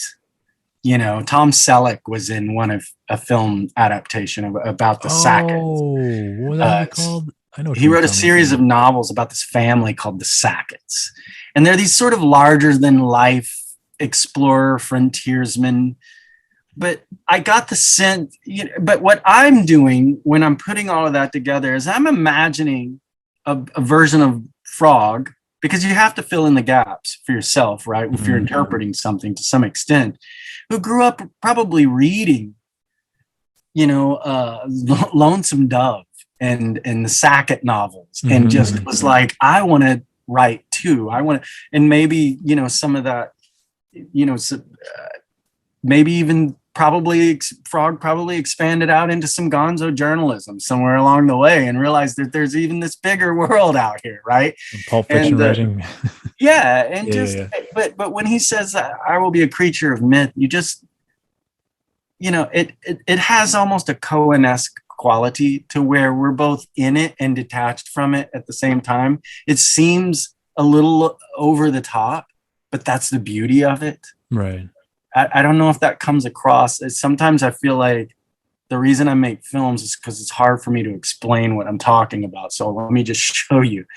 So you said something that I connect with what you just said right there. I feel the exact same way too when it comes to what I'm trying to express, and not knowing how to find, well, at least for me, because I'm not very, I don't have a big vocabulary arsenal, but what you just said right there was very, very poetic. So yeah, I'm sorry, I don't mean to take away from your thunder there, but I know exactly what you mean when you said that there. Yeah, you feel like I don't, it's the limits of human language, right? It's like we are capable of thinking things and communicating things that language just simply doesn't embody. That for some reason, a guy sitting on a front porch takes off his hat and sighs, says a million things. It's a famous phrase, a picture is worth 1,000 words, right? Yeah. And it's as cliche as it is, the reason things become trite because they are commonly true. And this is such a true thing. And it's the beauty to me of art, is that it can say the things, films can say the things and speak to a place in us that language simply cannot, because language is born out of the rational mind, whereas art is born out of more, the mystical mind, like the metaphorical mind, the mind that thinks beyond language and cannot struggles to, and those are the beauty. And I feel like Frog just does that in spades. It just does it in spades. We don't care that it's a convenient plot point that he happened to lay down on Sunday. That's the point. That's the point of this story. Yeah. This is a story born of the culture from which it is telling its story. That culture is even infused in the way the story unfolds. Of course, he laid down on Sunday, not Sunday, Sunday. Because we're in Texas, right? It's Sunday. Train done around on Sunday, and yeah. And so, and then when you have this iconic leading man sitting there, it's just all of the elements are there. So to really long-winded answer your question, yes, I knew I had something. My fear was always that the type of people who would appreciate this probably would never even know how to find it, would never. And so I wanted to do everything in my power, which my reach is hardly more than hers. In some ways, not as wide as hers. Yeah, I know exactly what you mean. I have the same feeling too. Yeah, everything that I could do to put this in front of people who would appreciate it, I wanted to do, because I knew I didn't need someone else to tell me it was good. I knew it was good. I knew Patricia was good. I knew Tom was good. I'd seen enough that I knew. And I knew when I hear Dave in there, in his little studio in his room with the door shut, humming. Yeah. Oh, damn it. Starting over. Okay. I'm like, I can hear, when I hear him do the different harmonies, I could already tell how it was going to come together, and just hear him.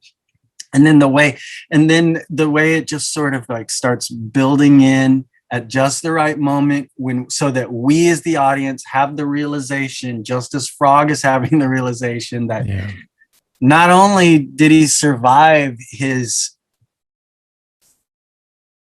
fit of existential panic, right, but that it felt like strings were working for his benefit, and that I may be over explaining it, but I love diving into those types of and I'm glad you are too, and I'm really appreciative you taking the time to do that here.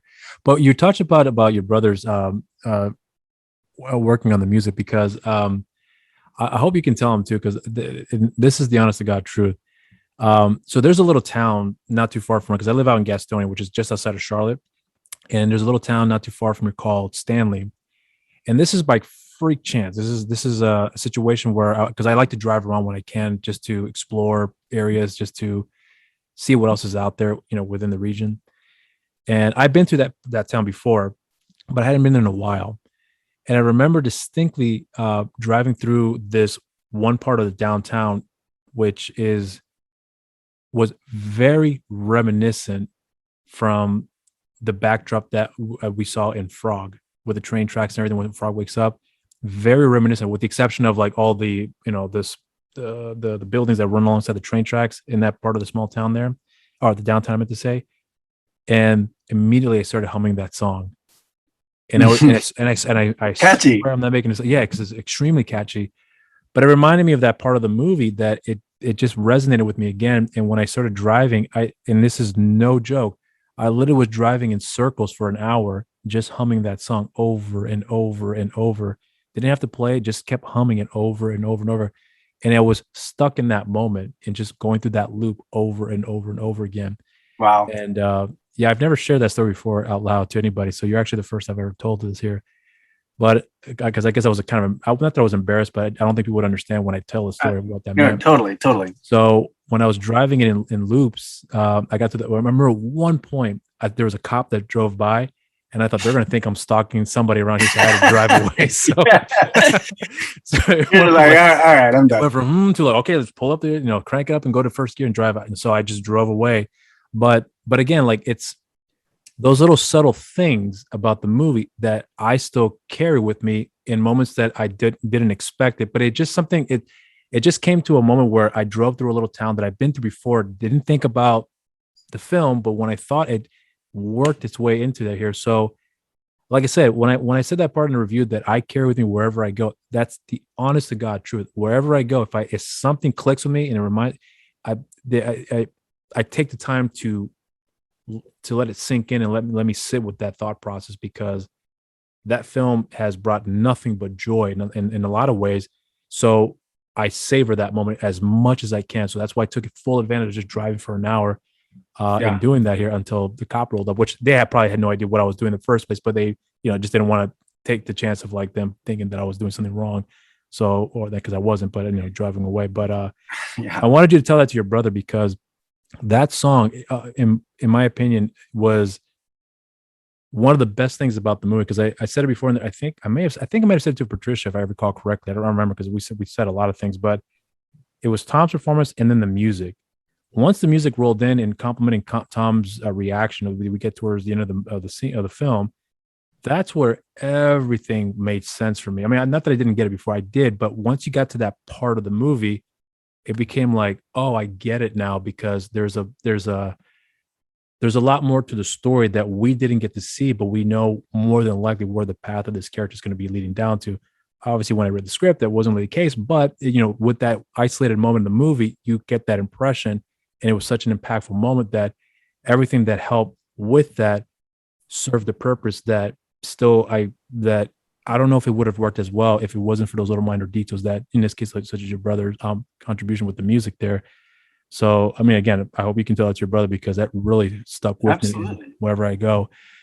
So when you heard that version of the song, the initial takes that he was going for here, I believe that from what you're describing, that you believe that he had something really good that would help complement the scene. But when you heard that final version of it and then infusing it into the story, did anything change for you about, oh, okay, this is even better? Like this, so do you have a little perception on that, how you looked Oh, at I the cried. Okay. When I first laid that in, and yeah, and the music, and then just then going straight from that final shots into the credit. Yeah, I got tears because I was like, because you as a filmmaker, you're always like, it's like being an addict in a kind of way. You're not just looking for a high, you're looking for a particular type of high, Right. where there's a synthesis of everything, where everything feels like it's all working together in one symphony, and everything that's happening is supporting everything else. And yeah, believe it or not, that's very difficult. That's very difficult, especially because film is like, unlike music, where you can play the drums, sing, play the guitar with, and be the producer and mix everything. And with film, you by necessity have to work with other people. And so the gamble is always that everyone will or won't jive. And in this case, it was just one of those serendipitous experiences where everything jived, and it just spoke to the heart of what we were trying to accomplish. And I'm as proud of Frog as I am of anything I've ever done. And I wouldn't have had the opportunity to do something like that without Patricia. And And so, yeah, when I heard the music, in both cases, and the song that Dave wrote, the funny thing is the first song that he wrote, the Too Far to Drive, we wanted to write something that would speak to the moment, but not be directly on the nose, right? You know? And I felt like the lyrics he came up with were just like, it looked like we could have made that. It sounded like something where we could have walked into some local honky tonk, heard some local artist playing a song that he wrote from some personal experience, and then lifted that and said, "Hey, can we use this in the film?" That's what we wanted it to sound like. We wanted it to be perfect for the film, but not directly on the nose of the film. We wanted it to be on the nose of the cultural elements, on the nose of the character, something he would probably put in his 8-track player in his truck, you know, would shove in there and listen to while he's driving, you know, some Hank Williams-esque, that tradition type of, and in fact, Dave even structurally, because I used some temp music before he was done with the music, and I just put I'm So Lonesome in there during that scene. And so structurally those songs are very similar, because Dave is writing something that's borrowing heavily from those elements on purpose, because that's what we want people's minds to immediately go to, is that those type of cultural cues, if you will. And I mean, just the fact that there's just so many like little moments in there that I could just go on it. Like the fact that the man is writing his suicide note in the parking lot of a Dairy Queen. You know, it to me is just, it's beautiful. It's beautiful. Of course, this guy writes a suicide note in the parking lot of a Dairy Queen, and you know, and it, because that's like how that's exactly how some guy I would have grown up with in small town Texas would have done it. And you know, and it is the whole thing is like a love letter to the culture it's representing, but not one that's blind to how other people might see that culture. That's what we were going for. Now that you mentioned that, I can see that now, because I've heard the song enough for me to make out what the lyrics, what's being said there. Yeah, that's actually I agree with you 100%. And that's the thing. Here's the thing that I wanted to point out what you said before about finding that balance where it's not on the nose, but it's certainly commentating more or less to a degree about what's going on. Maybe because I love movie, I look out for those details there. But that's something that I think, now that you mentioned that, I can see it now. That's brilliant that both you and your brother had that approach with that. Yeah, I'm quite stunned, to be honest with you. I don't have anything else to say to add to that, but I think that's beautiful that you guys had done that, and that was the approach that you guys were going for. Not being, it never crossed my mind, and I thought it was complementary with what the song was trying was with what your brother was singing in the song. It was very fitting, but never once did it cross my mind that it was too on the nose. But now that you mentioned it, yeah, I guess I'm at a loss for words. Truthfully, well, I think the chorus goes, "Can somebody help me remember how far is too far to drive?" You know, typical country music poetry, right? Right. It was beautiful though. I liked it. I'm headed nowhere this evening, and heartbreak's along for the ride, right? And I mean, which is perfect. It's Texas country.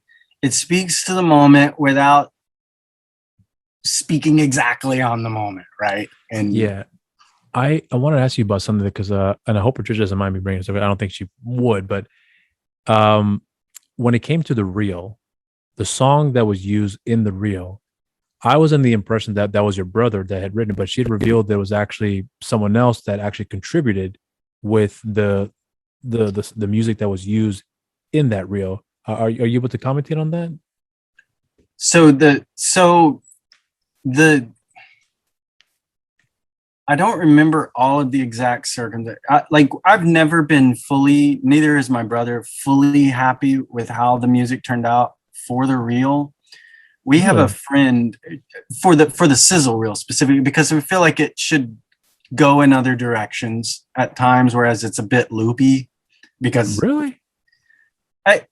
if you don't feel that way, then No, forget I not at said all. That's anything. I'm very But surprised that you're saying that. But there's I'm curious just to hear your perspective though. but that little riff in there is really good, and that's our friend Chris Holston laid that.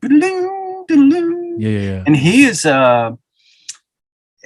to be, he's an old musician buddy of my brother's from back in his days when he was in Dallas playing, you know, on the music scene more.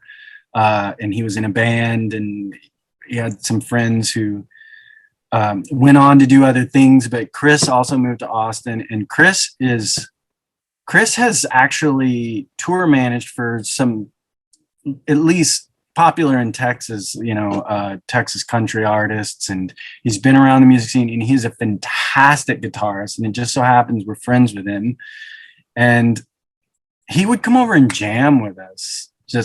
Jam with Dave. I just hang out and have a beer and cheer everybody on and shoot the bull.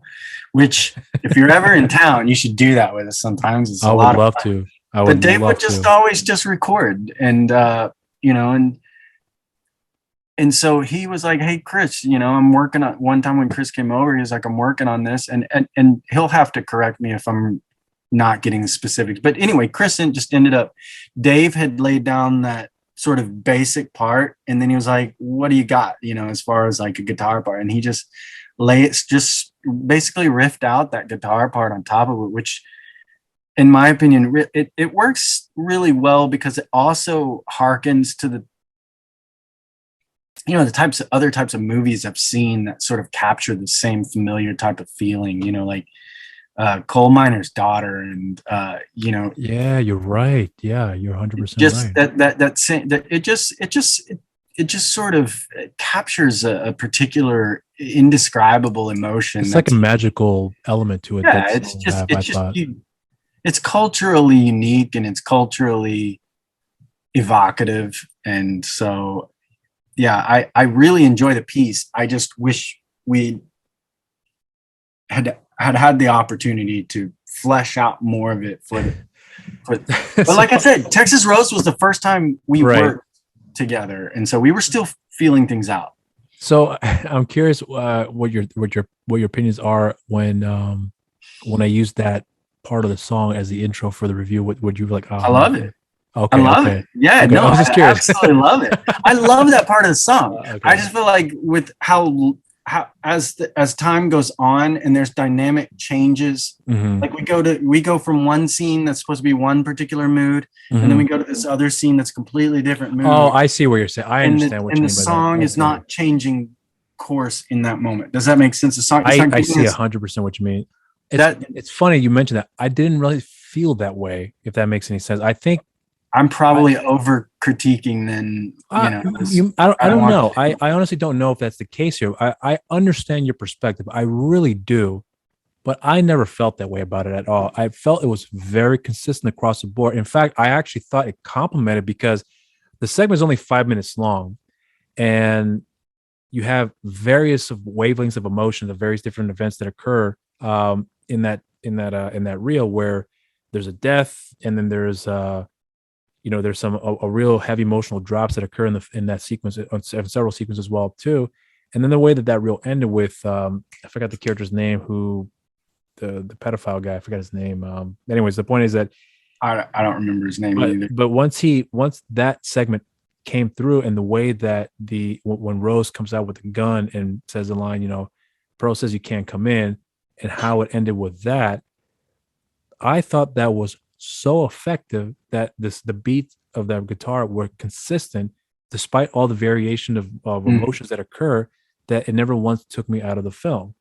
So I'm actually really surprised that you feel that it wasn't consistent with what to fit, because I don't know if you could do it again, if you would change, you would have the same guitar lines, if you will, but change the variations with the same guitar lines, if you will, about going up and down to fit the emotions there. But I didn't see it that way at all. In fact, I thought it was perfect, in my opinion, about how it complements the scene as well too. That's wonderful. I think I'm probably can be a little perfectionist with myself and my work. And so I could tell just a little bit. I'm always, so it's like, it's a funny thing, even about like resignation. There were so many, when I was making that, I was relying a little bit on a lot of favors. And so, those favors wouldn't always come through. And so one of the issues that I had was I didn't have a sound guy on. I didn't notice that with the movie. Yeah. When we were out in Big Bend, I had no one to run sound. And so we were having to rig, boom mics on stands, and the wind is blowing and it's raining and thundering. And, and we were also supplementing with like lapel mics underneath. Mm-hmm. I could hear it too. No sound person. And, I just, every time I go back and watch that, it bugs me. But at the same time, thank God I have also developed over time the wisdom to let something stand, warts and all. Yeah.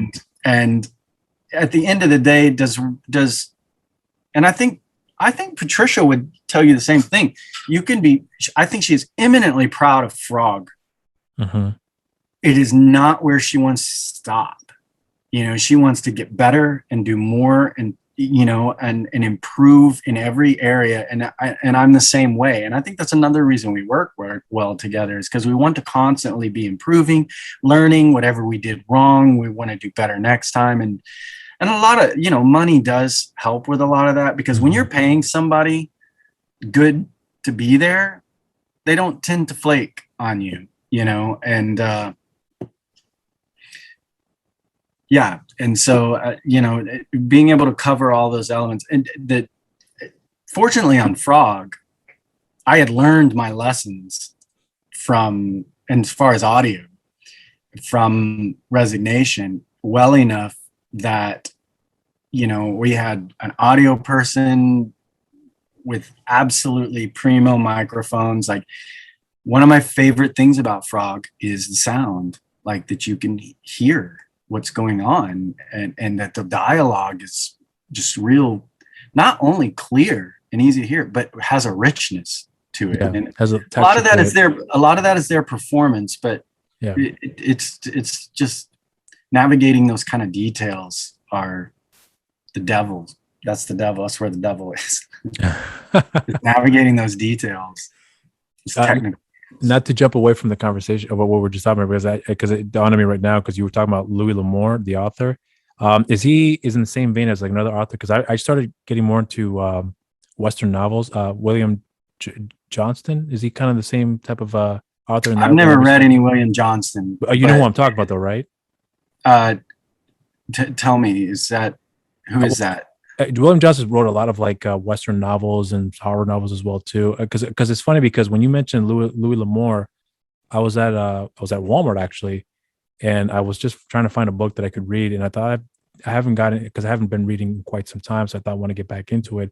So I grabbed a bunch of Western novels I started to read, and I went back to get some more. And Louis L'Amour was one of those authors that I saw there, but it was one of those like $8 type books that you can buy off the shelf there. So I wasn't sure if he was one of those type of authors that wrote like novels every so often to kind of more or less fit a season, if you will. He wrote a lot of most of his novels would, by today's standards, be considered pulp. Right. I don't think pulp is a pejorative term. I think you can do great art that is pulp. Right. And great writers, made a living writing. There's a lot of great writers made a living writing. I mean, there are people who would hang me from the rooftops for this, but a lot of what Stephen King has written it would be considered pulp, meaning it's not trying to be high literature. It's trying to appeal to a certain type of demographic that's seeking out a certain type of story.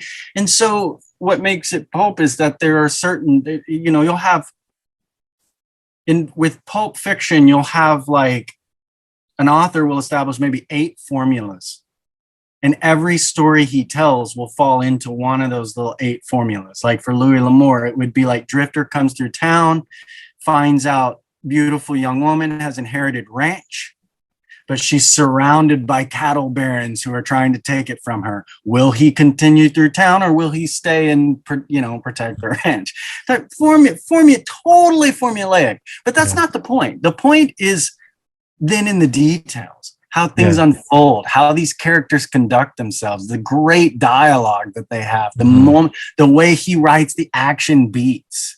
And the way that you know what's coming. You don't go to see Die Hard thinking you're going to see Jane Austen. You go to see Die Hard, you know what's coming. It's how it unfolds that is what makes it great or not. And Die Hard is a great film, but it's a pulp film, right?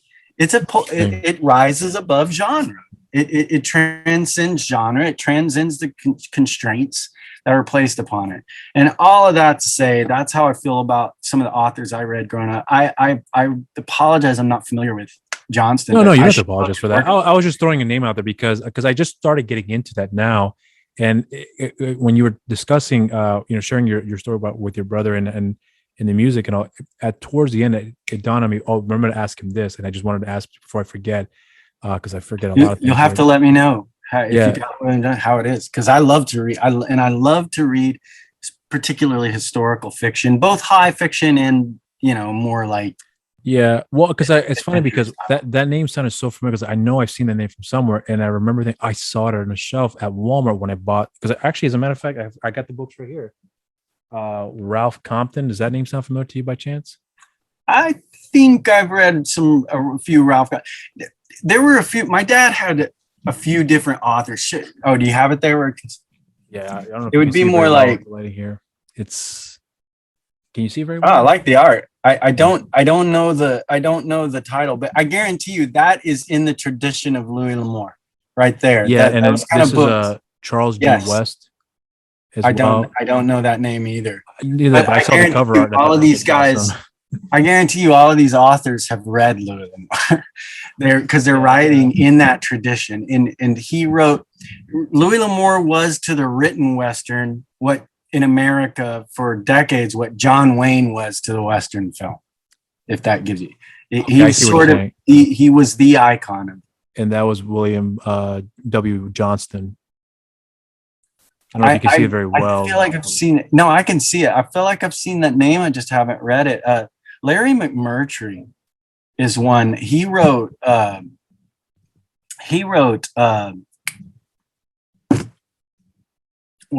famous Lonesome Dove. Are you familiar with Lonesome Dove? Yeah, I'm familiar with the miniseries that they did. Yeah, that was based off of here. Yeah, with Robert Duvall. Yep. That was based on a Larry McMurtry novel. Now his stuff is a little thicker, a little denser, going to be more of an involved read. Hence the miniseries. Exactly. But Larry McMurtry is he's a bit more serious of a writer than somebody like Louis L'Amour. Louis L'Amour is here to spin you a fantastically written adventure with great characters, memorable moments, and get you on your way. Whereas Larry McMurtry, you're going to dive into a little bit more of a dense story.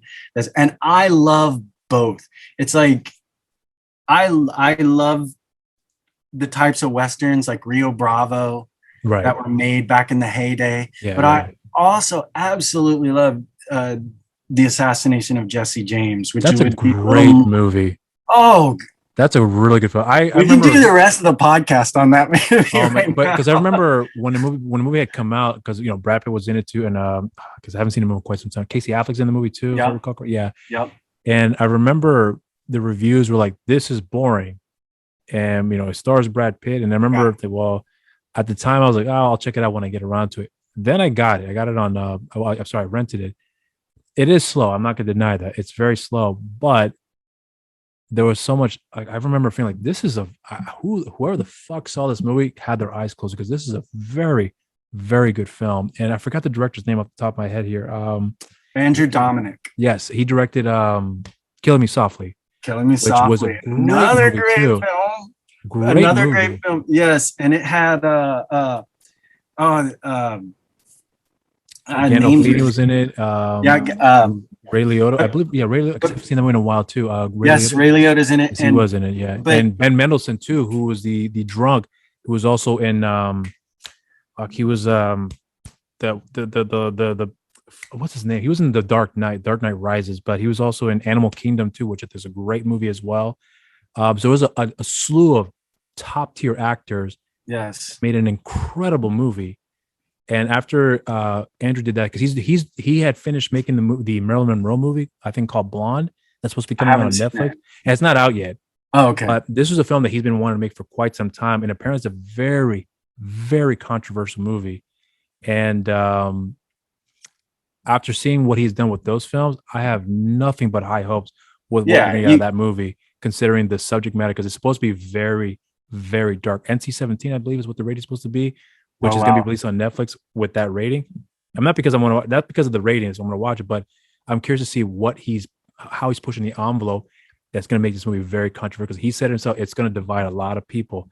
I want to see what it's all about, because Anna de Armas, Yeah. who is playing Marilyn Monroe, Yes, who is fantastic. she's a great actress too. I didn't like the film that she did. I mean, I did, but not so much. It was the one that she did with Ben Affleck. I forgot what it was called. I know the one you're talking. I'm thinking of Blade Runner when I think of Anna de Armas. Oh, she's great in that movie. I mean, That's another very dense film as well too. But I mean, again, like it's like, you know, the because we're talking about the assassination of Jesse James by the coward Robert Ford. Yes, thank you. So when I saw that movie, I distinctly remember thinking Brad Pitt is on a whole new level playing field, because the guy that we've known before, where he's acted in more or less popular movies, clearly he's shifted his direction on focusing much more meaningful when he came to the films. And that was the movie that changed all that for me about him as an actor. I mean, I knew he was a good actor before. I'm not denying that, but that was the movie that this guy is an incredible actor. Did you see Snatch? I love that movie. With Brad Pitt in there, and he plays the gypsy. Yeah, he plays the gypsy boxer. Viking, And that was I've always thought Brad Pitt is a great actor, and he's a champion of independent filmmakers. Like Andrew Dominic had not directed a film before he tried to get Assassination. If I'm, that go back and read, but I believe that he had not directed any films before he made Assassination of Jesse James. He had done some work. He had done commercial work and all in Australia. Right. But this would have been that he wrote Assassination of Jesse James and somehow got Brad Pitt involved. And if I remember the way the story is told correctly, like Brad Pitt ended up coming on as an executive producer to help get the film made. Productions, I think, is what it was. Yeah, and then it was panned. I mean, there were some critics that liked it, but it just didn't do anything at the box office. But now, at this point in time, now there are people fly around the world to go to screenings of this, like we're theatrical screens, so they can see it in a theater, because now it's considered one of the better films of the 21st century. Yeah, because it's this overlooked masterpiece. And I guess to bring that back to our conversation, it's that I like both. I love Tombstone and I love this, and I want, and to me, some sort of hybrid of those two is my perfect Western, is my perfect film. A film that is stoic enough to breathe and let these characters exist in the world that they're in. So also hit the beats. A balancing act of bringing all the variations of the high points and the low points to tell an effective story with everything that you grew up with here. It's basically what it sounds like to me. Sure. Yeah. I'm basically, just taking everything that's what kind of my approach too. Yeah. We take everything we ingested and then we sort of make it us, and then we make something new. What's a movie for you that, I guess I'm going to ask each question at a time. Hopefully we can get to it here. But for you, what was the film that made you realize this is what I want to do? Like or maybe as an actor, or I'm not sure what it was that inspired you, that made you want to take this path of more or less the filmmaking route, that you realized that this was the film that was a catalyst and set me off that path, if you will. Um, there've been a lot, to be honest with you, because I wouldn't say that there was this one epiphany moment, because as a child, the first film I ever saw in theaters was The Empire Strikes Back. My parents had trouble taking me to theaters because I would jump up and down and shout in the seats and cheer for the characters. And You're one of those kids. I was that kid because I was so into it and I didn't understand why everybody else wasn't going, go, go, go, you know? And so from a very young age, obviously, I was most at home in a theater being told a story. But it just exists beyond reality to you when you live in a town of a couple hundred people in the 80s. You know, you just don't think that that is an option that is available to you. So you have this sort of romantic relationship with it, but not a realistic one. And then I got to go, man, I would say reading did as much to drive me into film as films did, because once I had seen films, then I never read the same way.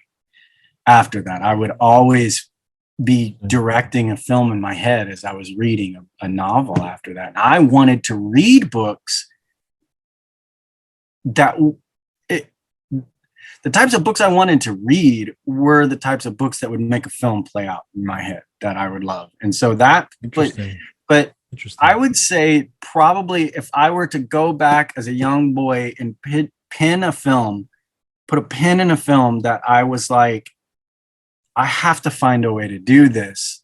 It was actually I would have to say The Natural with Robert Redford. Yeah, that's a great movie. It's such a great movie. Yeah. And it's so, this is another movie that is dense beyond imagination. They're like, people never put it in their top 10 sports movie list or anything. I just feel like that movie had a magic that not everyone could see.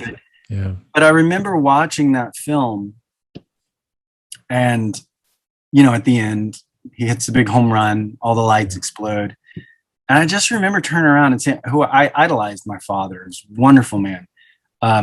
Just turn around and seeing my dad get tears in his eyes and thinking to myself, I want to make my dad feel that way. I want to be able to create things and do things that make my dad react that way, because I love the guy.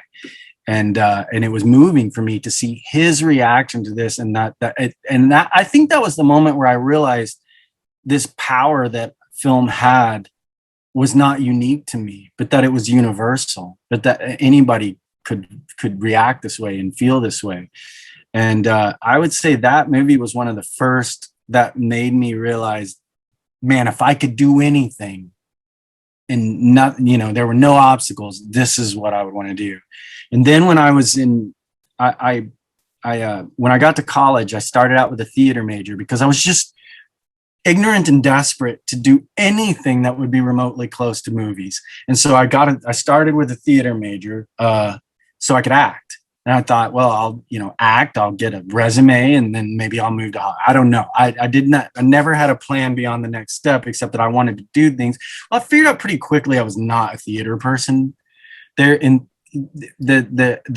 not that I don't have great respect to theater, but that I just didn't feel completely at home there. And also, I'll never forget, I can't remember which semester it was, but the dean of the theater department walked in, you know, had all the theater department students there and was talking about their plans for a year and everything, some big conference type thing. And he was like, let's face it, this is basically, we're preparing you to be drama teachers. And I was like, what? That's not what I want to be, you know? So and I changed my major. Wow. I went out and changed my major to the closest thing we had, which was the RTV department. So I changed it to communications with a RTVF specialization, and that, believe me, the F was lowercase at the school that I went to, but in there I had a couple of professors, and I took some film classes, like film appreciation classes, and that was really where I began to understand the language of cinema. I had some good professors I just began to understand, and suddenly all of these things that had been orbiting separately from each other, literature and the language of film, and all, it just, you know what I mean? It just starts to coalesce in your mind, whether you realize it or not.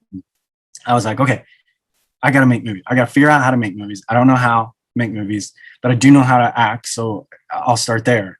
And so, I don't even know what the question was at this point. I don't worry, but it's fine. You asked what film made me want to be a filmmaker. No, that's what it was. Yeah, but the fact that you probably that one. Well, the fact you went on and told this beautiful story, and I'm not bullshitting when I say that, because I mean when I say that. I love that, which is why I was looking forward to this conversation, because, like I said before, when I saw you send the text, so the message on when we were communicating back and forth, I knew right away when I read all this is going to be a great conversation, because you're going to start spilling out everything that I probably was not expecting, and then some. So don't feel any way, shape, or form that I am not invested, because I'm very much invested with what you're saying here. But here's what I do want to say, ask you though here, because I'm actually really curious about, because you kind of share some insight about what you have learned, from mistakes that have been made or possibly have been prepared for, that prepared you for shooting Frog, and in this case with the reel too for Redbud. But I'm actually really curious for yourself about, because when I'm listening to you talk, and I've said it before in the conversation, that you offer, you have a perspective that I find rather unique. But what I'm trying to imply more on is that you seem very well collected about how you look at certain things. You're very articulate, you're very thorough, and you're very, what's the best way I can describe it here? The way that you provide the information, the way that you're telling the story, to me, it's, at least for me, it's captivating, because I know that there's something that's going to lead to somewhere, whether it leads to what the initial the answer to the question, whether it leads to the actual answer to the question. And I'm not trying to be dismissive when I say that here, but no. But when you're replying with something here, it's clearly obvious to me that there's so much you have in there. There's so much energy you have inside of you, that there's various outlets that you're using to be able to let that out, if you will. But my question to you is that when as you're doing this now, as you're getting into this here, and with us conversing, and you're dealing with, in this case, going back with Patricia and working on the next project you guys are looking to put together here, what's the one thing that you can think that you've learned the most, that led you to a moment where you realize that, okay, now that I've been through all this here, I can do this better, I can do that better, I can sit still and let certain things sink in without having to, because you talked about you get a little overcritical at times, but it seems like to me that you've gotten better with that, from what I'm understanding from the way you're conducting yourself here. Where did you start to realize that you feel like you have changed in how you would handle and conduct yourself, especially when it comes to the projects you're working on, and in this case, in the conversation you're having here, where you realize that I can do this much better now, because X amount of years ago, probably not so much. I'm not saying that was the case here for you, but I hope you understand the question I'm asking you about how you felt like you've learned, but what have helped you learn about how you would approach things a little more calmly, or a little more thoroughly, rather than just rushing into things, if you will. I hope it makes sense with what I'm asking you here, if that makes any sense. Like, I think you answered your own question. I think it's that calmness that comes with experience. Okay. That is the biggest thing that I've learned, that it's, if I get on a set, it's like, I shot in 2019, I shot my first feature film as a cinematographer. And that was a huge learning experience, because once you're on a set where money is being spent and people are looking at you for answers and direction, there's a trial by fire there that is, it can't be explained. It has to be experienced. And I think that what I learned during that experience is that it's okay to not know everything. it's okay to not have every answer. And it's okay to make mistakes, even when money's on the line. It's okay to make mistakes, because the mistake becomes the game. The mistake can become the brilliant thing. The mistake can become the thing that we left in, right? And I think so. So to be more concise with the answer, I would say the biggest thing I have learned is just to enjoy the experience, not feel like I need to prove anything, not feel like I need to learn or to prove to people that I know things that maybe I don't. There's been times in the past where, fake it till you make it, and so I think that I would say that's the biggest thing. And also that just the biggest thing I've learned is just go and just do.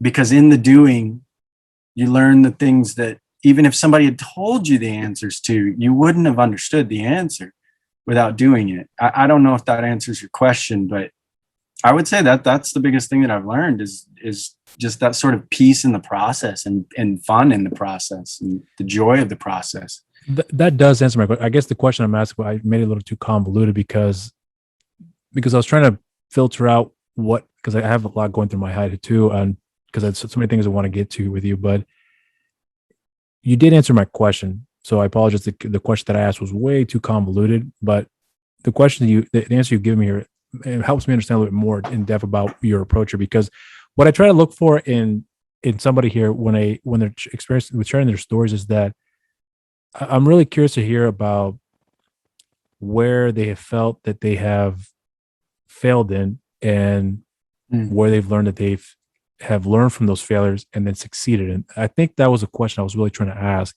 but I was trying to be specific to a certain point of your life that helped you realize, the failure that you had gone through ended up leading to your success in some way or shape or form, where it may not be in terms of, like, for some people may think when they say success, they may think of monetary.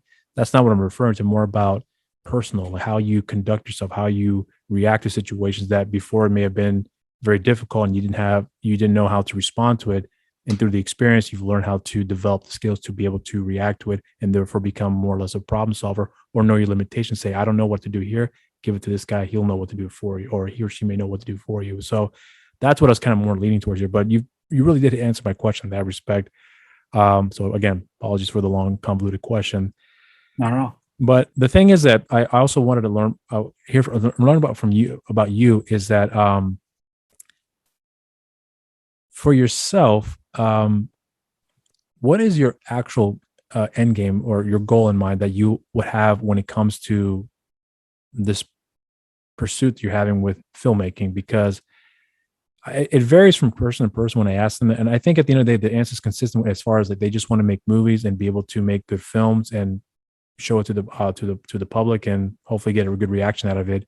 And if not, we can still make another movie regardless. But for yourself though, what's the one thing that you're looking to accomplish here with this path that you're wanting to pursue in filmmaking that for yourself would be, I guess, meaningful, I guess is the word to use. Again, my vocabulary is limited, but I hope you understand what my question here.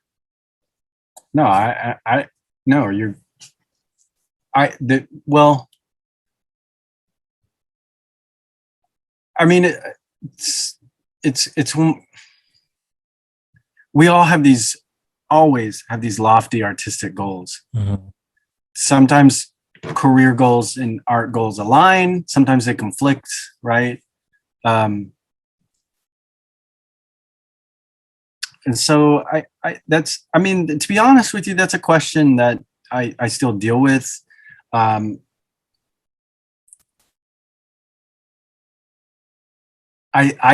could have told you exactly, maybe back in like 2016, 2017.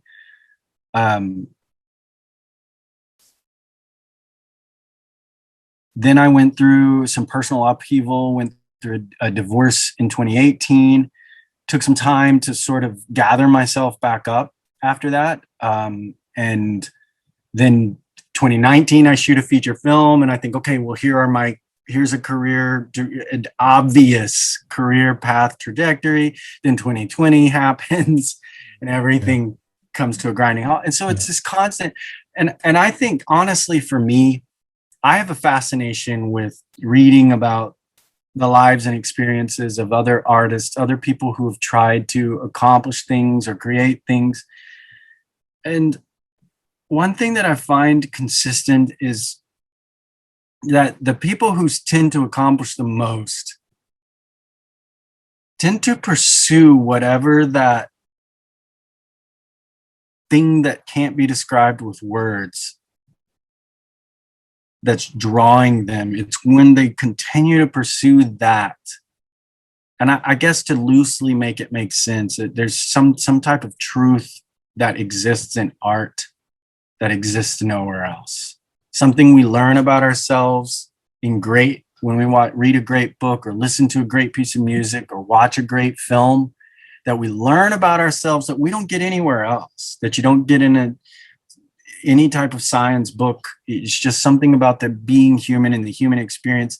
And this is a really long answer, but all of that to say, the pursuit of that truth, the pursuit, I want to continue to pursue that in this particular arena of film, whether that be in the role of a cinematographer, or if someone wants me to help them write something, or if I'm a director. I have the experience in all those arenas now. I've done a little bit of everything. I've held a boom stand. I've set up a light. I've written a scene. I've shot it. I've directed it, and I've worked with people who were so much better than me, who taught me so much, that it's just, all I know is I wake up every day and I want to be part of this experience. What I know also, though, and probably the reason I'm not more monetarily and career-wise successful and living in Los Angeles, is there are things about this industry that I just don't care for, that I'm not willing to reconcile who I am with in order on the altar of career. But that I want what I'm doing to be more of a pursuit of that pure experience, which is like what I had with Patricia and have with Patricia, that pure experience of creating something meaningful and true and beautiful with other artists. And if I have to flip burgers to be able to continue to be the captain of my ship in doing that, then I'll flip burgers. I'm not saying everyone in Hollywood is a sellout. That's not what I'm saying. But I'm saying that I found myself, when I moved to Los Angeles to become successful in the film industry, at the end of about a year and a half, I was working in a Starbucks. I had worked on a few projects. I had been even offered positions that would have taken me further into film, but away from the way in which I wanted to be in film, if that makes sense. I worked on the original SpongeBob SquarePants movie as an assistant, a production assistant. And the guy who was in charge of my department when it was wrapping said, hey, and this is back when Family Guy had been on briefly and then been canceled, and then the fans demanded it, and it was about to ramp back up. And he was like, hey, they're going to be doing this show, Family Guy. He's like, I don't know how long it's going to last, or even if it will last. Well, it ended up lasting. Yeah. But he was like, I can put in a good word. He's like, but just a reminder, because he and I had a few discussions, this isn't going to get you any closer to live action filmmaking. This isn't going to put you any closer to the director's seat. What this would be is a career in animation. He's like, but I can make that happen for you if you want it. And I said, no. I said, thank you, but no. And a few weeks later, I was sitting in Starbucks. I was working the drive-through. This was a particularly popular Starbucks in West Hollywood because it had a drive-through, and at the time, that back in 2004, that was not as common as Starbucks. And I just remember thinking, I was making films with my buddies back when I was in Texas. No one was watching them, but we were doing what we loved, and I was doing it with people I cared about, and I was pursuing that thing I can't give a word to, that I'm trying to pursue. And I was just like, I just decided I'm going to go home. I'm going to home, because when I'm at home, I can do what I love. And career schmareer, right? I wanted to make films. And so I went home and worked at Starbucks and flipped burgers and worked in crappy restaurants and 5-star restaurants and whatever I've had to do along the way. And I've been blessed in the last few years that, I've been able to actually do it as something more of a full-time freelance gig. But it's not everything I get to work on is super glamorous, and but that affords me the ability to do these other things. And if I were if I were union, say right now, if I had decided to go, get into gaffing, and I was part of that union, I wouldn't be able to just go with my friends and do these things necessarily as easily. And so, yeah, I appreciate that your questions are so open-ended, and so, but just know that with your open-ended questions, I might end up a mile away from where you I had no expectations. So as far as where it's going, I would just say I would like to continue to be able to tell these kind of stories, and bigger and better ones. I want to tell stories. I consider myself in the spirit of the troubadour, and I want to tell stories. I want to experience stories. I want to see other people's stories, because there's something special about stories that have a power that I feel like nothing else I've experienced has, to communicate who we are, what we are, why we're, all those kind of questions that hopefully we all ask on some level. And I feel like that's what I want to do. As far as if I could have my ideal scenario, I would love to direct sometimes, be a cinematographer sometimes. I think those are my two favorite roles. I think I probably am better at the cinematography part than I am at the directing part. But I think you're a good director. I think you really are a good director from what I've seen. And I really enjoy on-ramping onto other people's visions, though. I really, really do. I like sitting down with someone who wants me to shoot their project and listening to their vision and trying to see if I can strike that same flint in myself that they're striking, and when it does strike and a flame catches, and I go, I know what you're trying to do. I know what you're trying to do. Let's do this. I love that feeling. I love, and the joy of having over the years sort of patchwork put together the skill set to help people do that, to realize their vision. Man, that's some of the greatest joy that I get doing this is seeing Patricia standing up there on a stage in front of people, clapping for her, and her just uncomfortable. And I'm just like, get used to it. It's where you belong. It's absolute joy. Sorry. Absolute joy. But here's what I wanted to say in closing here with you about this, because, I keep repeating myself a lot. It's something that I'm working really hard to not do, but I can't help but just having to share with you about what I've actually taken away from this conversation. What you just said right there, I resonated 100%. And I knew exactly what you meant. There's no words to describe about this truth that's out there that you're trying to pursue and fulfill this need, if you will. And you talked about like an addiction. There's a specific type of addiction, drug that you're looking for to be able to quench that thirst, if you will. So everything you said in this conversation that we've had here, I understood 100%. And I in no way, shape, or form ever felt like you went off on a tangent, because I felt like everything you said had a purpose, had a meaning. And then once we got to the punchline, more or less, I felt the impact, if that makes any sense. Mm-hmm. So I am truly, truly grateful that you have agreed to speak with me, and you have been willing to share all this information here with me, sharing your stories, some insights about your life as well too, that help formulate the decision making process that you're going through now and figuring out what it is that you're actually looking out for with the experiences you've had where you are on the cusp of like being able to have a career that could provide you some an endless amount of monetary resources for you to be able to have access to things, but just not in the way that you anticipate, and you're willing to step away from that because it didn't speak true to who you are as a person, as an artist, and so on. And you're willing to make, I wouldn't say a sacrifice, but make a decision that you knew that you would not, I mean, avoid making a decision that you knew you more than likely not going to be happy with here, despite the monetary rewards that would come with those decisions if you were to go through with that. That to me speaks a lot of volumes because these are the type of stories that a lot of people don't necessarily hear about when it comes to writers and directors, cinematographers, actors, or whatever the case may be, that are doing something, but they're doing it at a point in their lives where they figured out what they want to do and they're figuring out a way that they can balance themselves rather than balance their checkbooks. If that makes any sense.